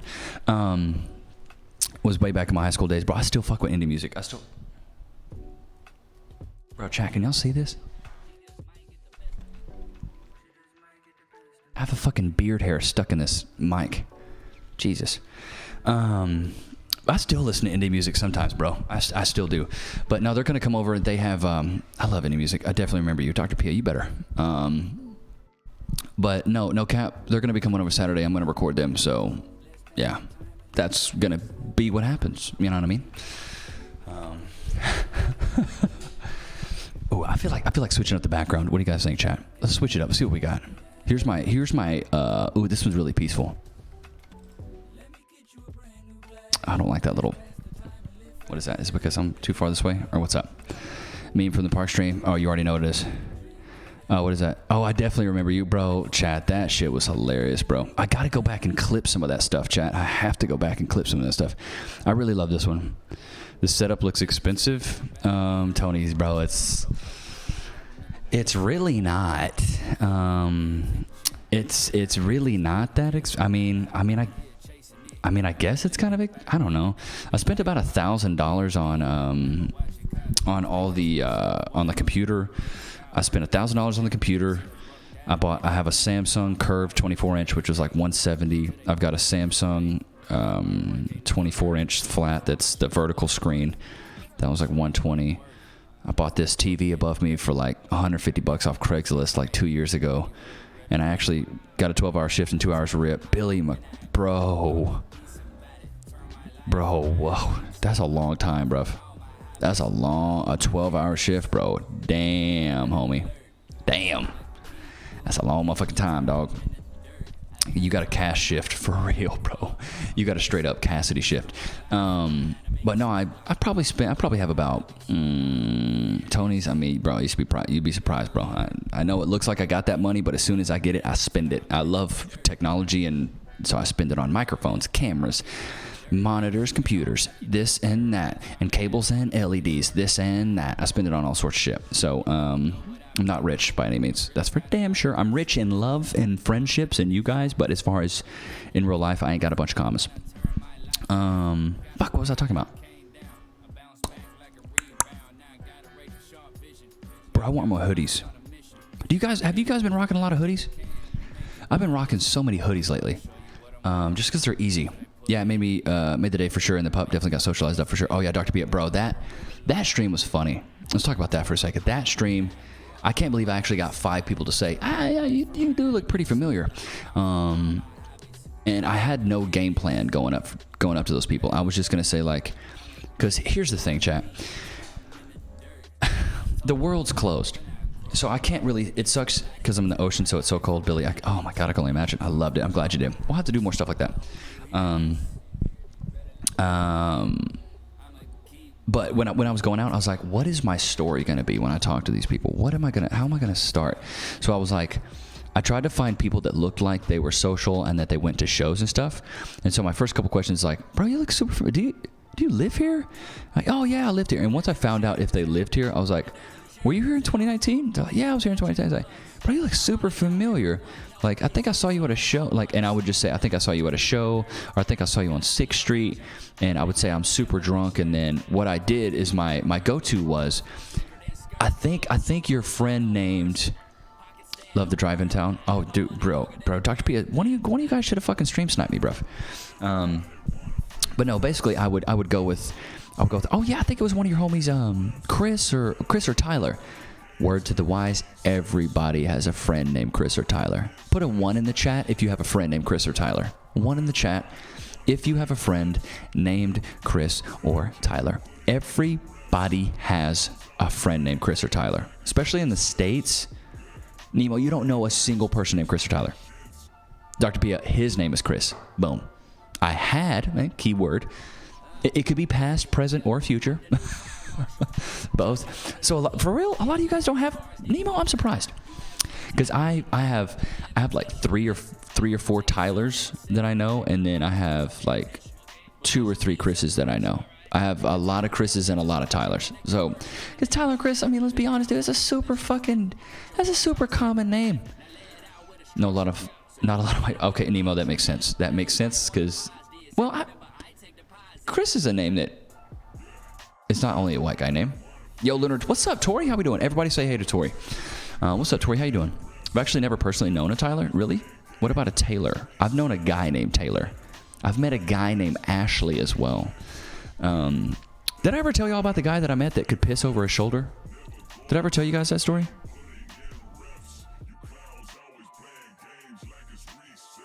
Did I tell you guys that? Yes, you did tell us. Oh, Billy Bob or Earl? Okay, it was okay. So, chat, let me take you back. Let me take you back down memory lane real quick. Here, I'm gonna back up a little bit. I'm gonna refocus this bad boy. Get right in there. Yeah, baby, thank you. And then I'm gonna turn that. And you'll focus off. Okay, thank you. Okay. So, chat, the year is probably 2006. I think I'm like 16 or 17 when underage drinking was super cool. One sec, I think I moved the camera. Fuck me. I think I'm like 16, 17. I think that's how old I was. So here's what's happening. I'm at some dude's house who buys beer for underage kids. Probably a really stand-up dude. Probably a real stand-up guy. So I'm at this dude's house. We're all drinking, and there's this guy named Ashley there. And let me just describe what this guy looks like. He's got on cowboy boots. He has on overalls with no shirt on and a cowboy hat. So immediately, I'm like, this guy's gold. Immediately, I'm already thinking, this guy is a guy I want to know. So that's why you said, don't take a step back. You told us exactly. So his name's Ashley, bro. This is when you know you're in the sticks. When you meet a fucking country dude named Ashley. T's donated $1. Donation gang 69 viewers. You can bet that shit. I'm looking, it says 58. $3 hype. Fucking love you, T's. Or TS. I don't even know which one. Either way. So we're out and about. I'm seeing this guy, and he's just over there slamming some natural lights. And I'm like, don't know, cut off quick. Oh, well, maybe it's because of this audio. Cool. GG dollar hype. You can bet it. Hey, it's TTS. I don't know why I didn't play. So I'll keep it up. He just said, fuck, I don't even remember what he said now. I fucking love you, T's. Either way. So let's get back to the story. So I see this guy, boots on, overalls, cowboy hat, natural light, getting plastered. This dude's probably 5'6". He's not the biggest dude in the world, but he's loud as shit. He's like, yeah, I'm Ashley. And he's one of those guys that just wants to boast and boast and boast. He's like, I can do this, I can do that. And he's like, I can piss over my shoulder. And immediately, this dude's like in his 20s, easy. Immediately, me and my buddy, we're pretty fucked up at this point. I'm like 16 or 17. I think I weigh $120 soaking wet with all my clothes on. Me and my buddy walk up to this guy and we're like, bro, I have to see this. I have to see you piss over your shoulder. And he's like, let me drink another 2-3 beers and I'll have enough. He's like, cause I gotta at least have a couple beers. So this guy fucking knew how much ammo he needed in his bladder to piss over his shoulder. So he's like, if it's not enough piss, I'll just piss on myself. So I need a whole bunch of piss. And I'm like, all right, bro, get your fucking beers in. Let's slam a few. Cause this dude drinks a couple more beers. And he was like, all right, y'all ready? And he like corrals all of us. He's like getting everybody around. He's like, all right, y'all ready? And I'm like, we're all like, Ashley. And he's like, all right. So he turns his back to everybody and then pulls his pants, or like doesn't pull his pants down because he's wearing overall. I guess he pulls his Peter out of his the zipper thing or whatever. He pulls it out, and then you see a stream. He starts going forward, and then he yanks that bitch up. He cocks that bitch back, and look at what I can do. Oh, Fresh Girls, he is 100% that type of guy. He cocks the bitch back, and then before you know it, you see a stream just going over his shoulder, and it's going. And I'm talking like it's an arch. Like I said, he's like 5'6". That bitch is like over his head. It's like he's pissing. He might have only been 5'6", 5'7", but he's pissing at a 6'2" range. Like this man had some whiz. So he does that, right? He cuts it off, and he's like, I can even cut it off and it don't get on me. This motherfucker could cut it off and it wouldn't get on him. So basically what he would do is he would push it all out, and then he would cut it and then like jump to the side so he wouldn't get piss all over himself. Like, he had it down to such an art. I was like, how does one practice peeing over their shoulder? I didn't ask a lot of details because I wasn't looking to practice. But, okay, let's fast forward maybe another 20, 30 minutes. I'm intrigued by this man. I'm like, Ashley, you know, you don't meet a guy named Ashley every day wearing overalls with boots that are shirtless, wearing a cowboy hat that says he can piss over his shoulder. So I said, Ashley, I'm not a betting man, but if I was a betting man, I bet you could probably piss over that truck. And he's like, oh, I can piss over that truck easy. Now, be mindful, this isn't a Chevy Silverado. This isn't a damn big ass fucking, this isn't one of those big trucks. This is one of those Datsun trucks. Have you guys seen those little Datsun trucks? They're like, it's like an S10. They're pretty tiny. It's like, I can see over the hood of the truck. This is not a big truck by any means. But he's like, I can piss over that truck. So I'm like, well, let's see it. And he's like, let me get a couple more beers in. Goes back to pounding beers. He gets about 2 to 4 more beers in him. He's like, all right, y'all ready? And okay, Ashley, we're getting all fucking hyped again. This man pisses over a Datsun truck. I can't make this shit up. This man pisses over a Datsun truck. It gets better. It's not even his truck. The dude that owns the truck sees him doing it, and he's like, bro, why are you fucking peeing on my truck? They almost get in a fight because this dude's pissing all over his truck. But everybody's like, no, he's cool. Bro, it's Ashley, bro. He's just drunk. He just does this. He pisses over stuff. He's cool, bro. He's cool. They don't get in a fight. Needless to say, this man pisses over the Datsun truck. The most savage fucking pisser I've ever seen in my life. Needless to say, we leave a little bit after that, and that's the end of that story. But to this day, I will never forget a man that I met wearing boots, overalls, no shirt on, cowboy hat, named Ashley, who could piss over a Datsun truck. He was mad. He was like, why are you pissing on my... He was so mad. But everybody had to calm him down because Ashley was like... You know that one friend, or you know that one dude in high school who was like, he was super cool, but he was a hella fuck up? Been arrested, probably got a couple MICs, but he was a good time. He was always the life of the party. He was always looking to have fun. He was like, it's 9 a.m. Where's the fucking beer at? He's like, what are we doing this weekend? Getting drunk. Like every weekend was, let's get fucked up, let's get drunk. That was him. And so he was pretty cool with everybody. So people didn't want to fight him. I mean, that one guy did because he pissed on his truck, but people were like, bro, don't fight him, bro. Ashley's cool, bro. He just does this. He gets crazy when he's drunk, and he does shit like this. And needless to say, that guy still lives in Paris, and he's a local legend. He can piss over a Datsun. Put that in the history books. I've never seen anybody that could piss over a Datsun truck, but this man, damn me, he could do it. And I was so impressed. I must say, chat, when I saw it, I applauded. We gave the man a standing ovation. Ashley have a thing for pissing truck, bro. I don't know, but if you ever meet a dude named Ashley, just know that's gonna be one country dude. He's gonna be a country ass dude. I've never met a dude named Ashley that wasn't interesting. He said over a truck, light work. He was like, light work. You want to piss over a Datsun? I'll piss over the mountains. Then we started daring him to piss over other stuff, but he didn't want to do it because he's like, no, I don't want to fight nobody. Was he good at billiards? We didn't play pool. We were outside in somebody's front yard. But I was like, you should piss over that boat. And like there was like boats and shit over there. And there was like, what else? I think we bet him to try to piss on the roof, and but everybody's like, no. Legend has it he's still practicing to this day. Billy, I should have ended that whole story with that. Let me go back in time again. Let me tell y'all another high school. Dude, high school was fucking crazy for me, chat. High school was crazy for me because I had so much fun in high school. We got drunk all the time. He does need to be in the Guinness Book of World Records. Go stream with Ashley, bro. No, I'm not trying to get MIC. I'm not trying to get my phone pissed on. He probably pissed on my selfie stick.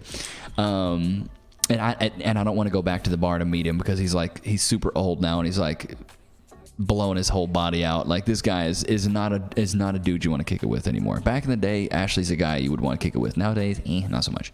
So Let's rewind again. High school, best 8 years of my life, bro. Best 12 years of my life, man. But no, seriously. Let's go back to another time. Which one was I going to tell? I had one in my head. Oh, God, what was it? I watched a lot of fights in high school. I watched a ton of fights. Like a whole lot of fights. Oh, yeah, I remember one time you were talking about your high school. That's right. So DJ liked to be. I remember this one time there was this girl that I was like, I guess semi-dating or whatever. But like she lived in like a super rich part of the neighborhood, and her mom was like, you know, those young moms that like they try to get along with all the young people and the high school kids, and they want to be cool, so they like wear today's fashion and they kind of dress like their high school daughter. It's weird, but they're out there, especially in the South. So this girl's mom was exactly like that, bro. She was exactly like that. So I remember one time we're just kicking it at this girl's house. There's like we got some friends there. Her mom's gone, so it's just us kids. But her mom comes in and like the girl I'm with is like, oh my God, my mom's drunk. I was like, how do you know your mom's drunk? She hasn't even said anything. She goes, her teeth are purple. I was like, is that a thing? Purple teeth? But she's like, well, she only drinks red wine, so when she comes home and her teeth are purple, we know she's been doing something. Stacy's mom's got it going on for real. So, I mean, fresh skills, I guess. Like, I mean, yeah. Not really. I'm not really into that, but whatever. Here we go. I guess Cass is one now that she has a dog, but whatever. Here we go. Let's get back to the point. So she shows up. She's plastered. She's got her teeth are purple, red wine, been drinking all night. And so we're like in the living room. We're playing some music, and you know we're starting to turn up our night. It's like 11, maybe 11 p.m. So we're just starting to turn the night up, because when you're young, you can go to like 2 or 3 a.m., you know. But when you get older, like 11 p.m. is pretty late. You usually stay out till midnight. You go to bed. We're going a little crazy. We're getting drinks. Drinks are flowing. And then, you know, she comes in, the music's playing, and she's like, oh, yeah. Like, she's getting just as lit as us. Then, bro, I can't make this shit up. Then she comes in, and you know those people that have, like, they have the 2 couches, the TV, and then they have the coffee table. But you know how people would have, like, it would have the wooden base or whatever, but then it would have the glass top? Like the glass top table, you know what I'm talking about? Have you seen those? So basically, it's like a wooden coffee table, but the top of it is glass. So like, you know, you could like see through it, and I don't know, whatever. So she has a glass top coffee table.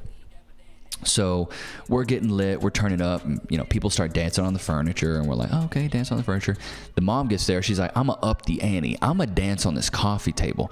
She starts dancing on the bro, Jack Burton, you guessed it. She starts dancing on this coffee table, and it just, all you hear is just, bow! And I'm like, what the fuck? She busted through this glass coffee table, like, busted her back up. Her back was bleeding. She had cut up her her calves. Bro, it was so bad. And then she gets mad at all of us and, like, basically kicks us all out, because she fucked the coffee table up. She's like, all right, that's enough. Everybody out. And we all get the boot because her mom came home with purple teeth and broke the coffee table. Brutal. Worst ending to a freaking party ever, bro. I remember one time, dude, this one's kind of risque. But so let me show y'all. Let me spit to y'all how small of a town Paris, Texas is. Let me spit this to you guys real quick. Paris, Texas is so small that I was good friends with the mayor's son. Let that hit. The mayor's son was one of my buddies. Now, let me take that back. I wasn't good friends with him. He was a buddy. I didn't really resonate with him because I was poor and he was rich, and he would honestly make fun of me for being poor, but he paid for everything. So I was like, cool, whatever. So I got bullied too, chat. It happens to everybody. So either way, we're partying at his house one night. His dad was the mayor. His dad would be like, all right, you guys can drink here, but you got to stay here. Everybody's got to stay the night. So I was like, okay, that's fair. I can do that. Like, I can I'll just tell my mom I'm staying with a homie. Like, I'll crash on the couch. I don't care. So we're all drinking. He bought us like 2 or 3 30 packs, and it's a bunch of high schoolers. We're getting fucking blasted over there.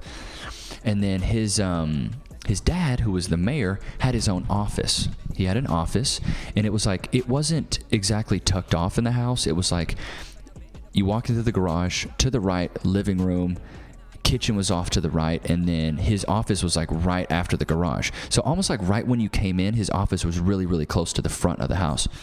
And he was even close to the front door. I remember one time, we're hanging out there, getting drunk, whatever. His dad's been in his office for hours, bro. I'm talking hours.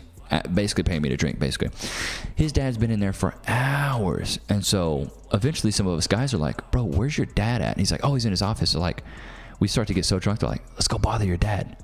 Let's go fuck with him. Bro, DJ Lappriest, bro, chill. And so we're like, let's go fuck with him. Let's go fuck with your dad. And he's like, nah, don't go in there, bro. Like, I don't know what my dad's doing. He might be working. He might be doing something else. And we're like, oh, bro, come on. It's like 11 p.m. Your dad's not working this late. He's like, I don't know. My dad works kind of late. We bust in on his dad. When we bust in on his dad, so you walk in the door and you can immediately see what's on his screen. You can immediately see what he's doing. You can immediately see what's on his screen. This man is watching some porn, beating his meat in the middle of this house party. And I just remember being like, oh my God.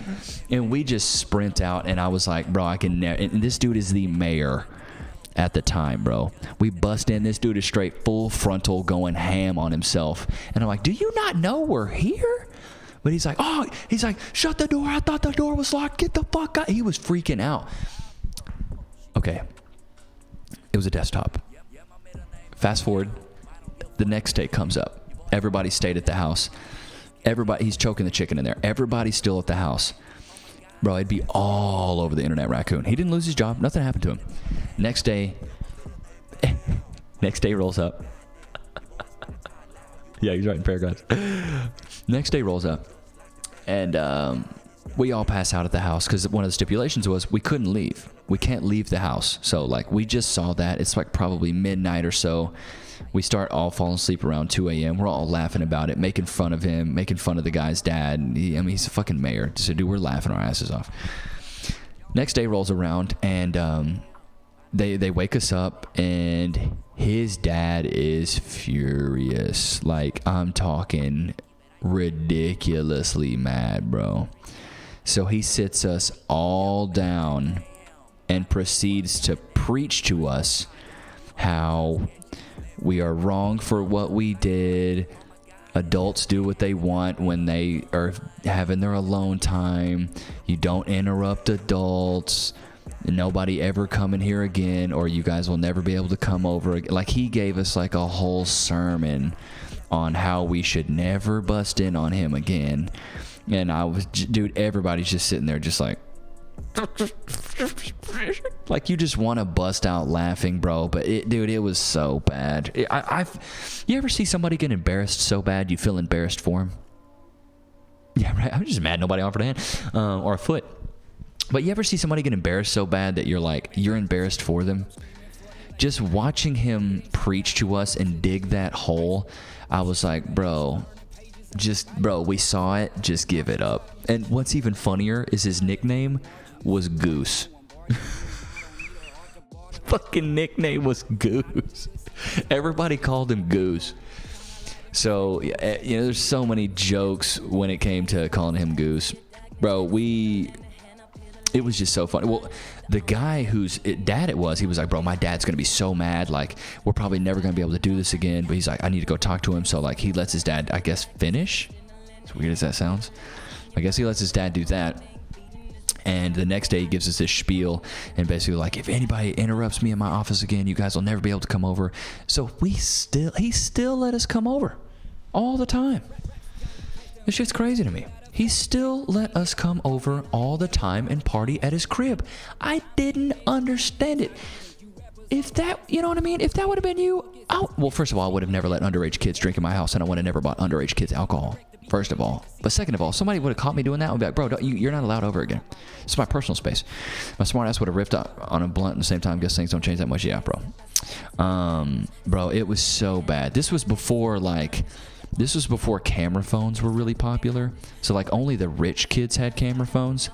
Like I had like a Virgin Mobile prepaid phone, and I had to like buy my minutes, and like ringtones were 10 cents a pop, and you know what I mean? Phone cases weren't a thing. Glass screen cases weren't a thing. So a lot of the things that are normal now was not the case. So like nobody's walking around with a fucking video camera in 2006 or whatever. You know, it just wasn't. It really wasn't the case. Yeah, we had like Walkmans, and I remember. Got my first flip phone. That's crazy. Chad, do you guys remember? Do you guys remember the little fuck, what were they called?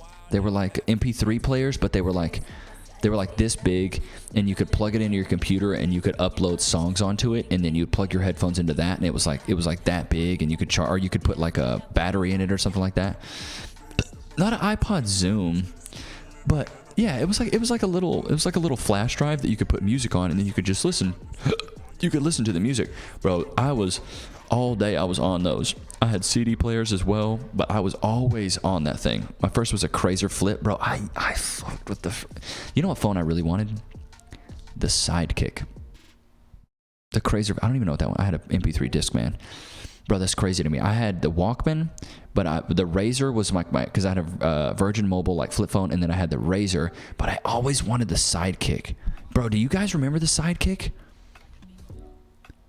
You talked to AOL. My first one was LG Chocolate. I don't even know what that is. But do you guys remember the Sidekick? The one that you would like, you'd like flick it out, and it'd go, and it had like a screen that came up. Bro, I wanted that phone so bad. I saw like in all the music videos, and everybody had the fucking Sidekick, and that was like kind of the thing, is to have the Sidekick. Oh man, the good old days. Because now, Chad, it's just this. This is what your phone is. It's just a screen, and like I have a wide-angle lens. I can do anything from this. I helped my neighbor out with her computer, and she gave me a Sony MP3 player as a payment. It came with her car. Damn, Brett Smack, that's a payday right there. Yeah, I think we all had the Razor. There was always one person with a Sidekick, bro. That one person with a Sidekick, you're like rich. Yeah, it was dope for texting. Yeah, Jack Burton, it was super dope. I remember one time I bought the chat was on MSN, bro. I'm gonna date myself here, chat, but I remember doing MSN. I remember doing AOL. I had an AIM, bro. All right, chat. I'm gonna really date myself. I'm a ICQ. Oh my God. I'm gonna really date myself right here. MySpace. I don't remember what IRC was. I don't remember what that is. I'm gonna really date myself here. Who remembers Neopets? Who fucking remembers Neopets, bro? Do you guys remember Neopets? Like the little pets you could get online. It wasn't a Tamagotchi, but I had a Tamagotchi, but it was like a Neopet. You could get online, and you could pick your color, and you could raise it, and you could feed it, and bro, I had like 10 Neopets. Saudi, what's up, Thor20? How you doing, baby? It's good to see you, man. We're talking about Neopets and Tamagotchis, and Neopets was a shit, bro. iPhones just went, I just want that nostalgia, bruh. I know. Digipet, what's that?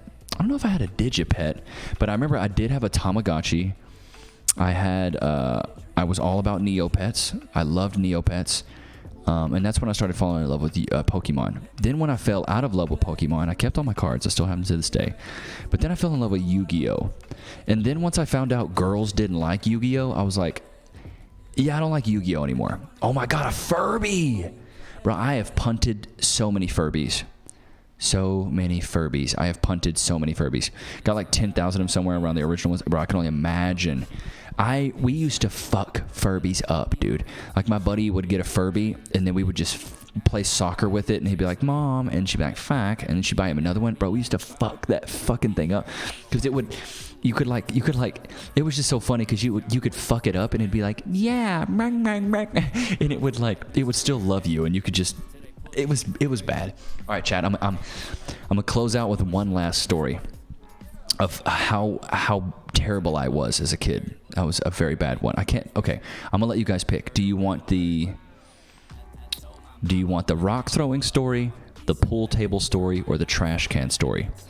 Rock throwing, trash can, pool table. rock throwing, trash can, pool table. I got stories for days. Okay, you guys pick, and this will be the last story before we close out. Pool table. Oh man, the pool table's bad, bro. The rocks are bad too. All of them are really bad. Okay, I'll go with the pool table since I've seen that one the most. Okay, chat. Do you guys remember those small, like not a full size pool table, but like the kiddie size pool tables? Not like a kiddie, but it was like a mini pool set.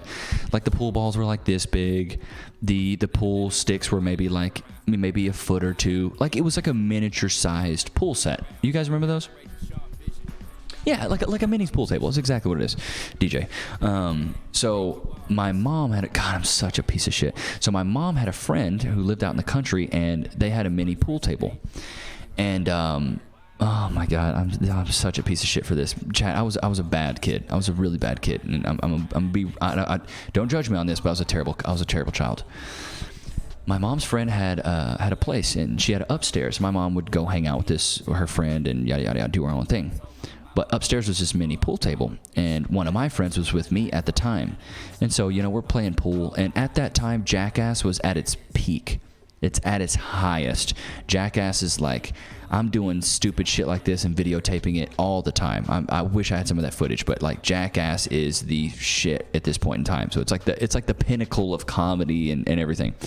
So me and my friend are playing on this pool set. Raccoon, it's bad, bro. It's really bad. It's really bad. So, oh God, I feel bad even talking about this one. So basically, we're playing pool, and I can't remember if it was me or my friend that start doing it, but we're basically shiggity wiggity biggity bet that. So basically, what we do is we start scratching. You know how you can scratch on a pool table and it kind of fucks up the felt a little bit. You know what I mean? Like you dig into it and it kind of fucks the felt up. So we're playing, and I'm just like, I think it probably was me, but I'm just like, and I fucked this pool table up a little bit. My buddy's like, oh, I got you one better. He starts doing it. Before you know it, there's like 10 or 12 holes in this pool table. It gets better. So there's this pool table, and at the time we all skateboarded, so we have our skateboards there. So now we're jumping on top of this pool table and trying to do a pop shove it off the pool table. We're jumping up with our trying to with our hands jumping up with our skateboards and grinding into the edge of it, just fucking it up. She also had a tanning bed in there. We're fucking this tanning bed up. There's a bunk bed in there. And this is where it gets weird, chat. We're like, this is so bad. I don't even want to say it. This is so bad.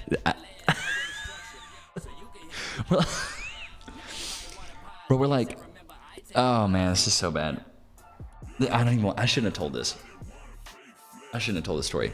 Bro, we start pissing on the bed. This is so bad. We're pissing on this bed at this point in time. We're peeing on the bed. We're fucking scraping up this, Nemo, bro. I don't even know why. I guess I took it from, no, this is before Ashley. Pissing on the bed. We go in the bathroom. We piss on the toilet paper. We don't piss on anything else besides the bed and the toilet paper. But then we're like I said, we're grinding our skateboards on their tanning bed, tanning beds are like $5 or $6 grand. They're so expensive. We're pieces of shit for this. Fucking up their mini pool table. And then it's time to leave. And my mom's like, all right, boys, let's go. And we're like, fuck, hide the scratches. So we put the balls in all the scratch spots. It smells like piss in the room. And then they come up there and they're like, oh, are you guys ready to go? And I was like, yeah, let's get out of here, Mom. Let's get out of here. Jack Burton. I got my ass beat when I went home. But we leave. My mom gets a call about an hour later as we leave, and my mom's friend is like, what did Levi and his friend do to my pool table? And my mom's like, what did y'all do? And I was like, and she's like, you are gonna pay for this. And that's how I got my first job. And I had to buy this lady a new pool table. Yeah. I got my ass beat. I got in a lot of trouble for that. And that's how I got my first job as a soccer referee. Because I had to pay this lady back for fucking up her pool table. Yeah. I shouldn't have told that one. Yeah, I learned a real good lesson that night. No mention of the piss, Nemo. They never found out about that, and I wasn't about to snitch on myself. You know why we did it though? Because my best friend at the time had an older brother who was 3 years older than us, and we were 12. We were 12 years old, and his older brother goes, "I'm gonna tell you guys this one time. You can do anything you want until you turn 14." He's like, "You can't get in any trouble." So he's like, "Live it up until you're about 14, and then you can get in trouble." So we were like, "Let's fucking go. Shiggity, wiggity, big biggity, bet that, Ellie." So we're like, "Let's go." And we listened to the older brother, and we wreaked as much havoc as possible. And then when we were 14, I was like, "All right, we're done." And then after that, we didn't like vandalize things. I wasn't breaking shit anymore. But like until the age of 14, bro, I was like the worst kid. Because he was like, "You can get away with everything. You can't go to jail. They're not going to put you in juvie. Like you won't, just do whatever you want." And I was like, "Okay." And we did it. Worst advice in the world. Don't do that. The oldest brother advised you, always the worst, bro. It was terrible. But chat, that's probably one of my most embarrassing stories. I do have a lot more that we will save until another time. For everybody that's been here today, I fucking love you guys, man. Thanks everybody for kicking it. I know today was a little bit more of a chill stream. Tomorrow, I have no idea what we're gonna do, so we'll come up with something. I don't know. I've got an idea. Of some things I want to do. I love you guys. Thanks everybody that came in today. See, not all advice is good advice. Fresh skills, you hit the nail on the head. But seriously, I enjoyed my time today. Be on the lookout for tomorrow. It'll be around 6 p.m. Central Standard Time. But yeah, man, if you guys enjoyed the content, don't forget to sub. If you can't sub, use that Twitch Prime Gaming. If you can't do that, hit the follow button. But in other news, I hope you guys have a great rest of your night. I really enjoyed my time today. Thank you guys for always coming here and putting a smile on my face. I had a shit day, but you guys have been the highlight of my night. So thank you for that. I'm in a much better mood now, and I think I'm going to sleep very well. So I love you guys. Until next time, you can shiggity, wig wiggity, big biggity. Bet that. And until next time, peace.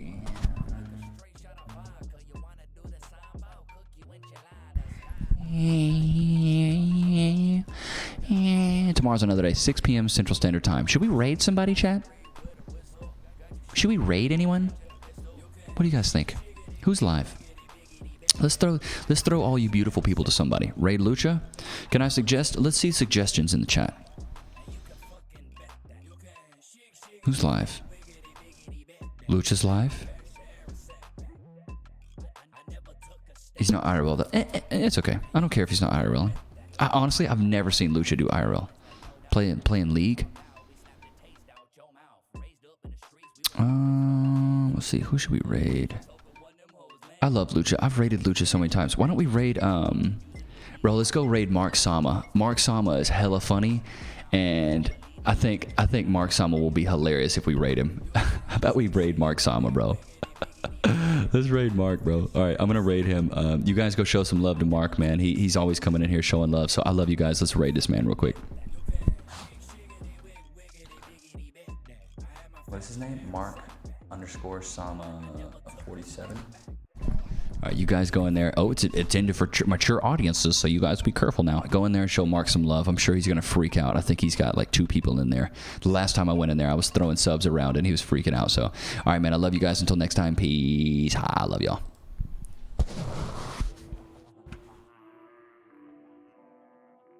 Bitch, I'm back.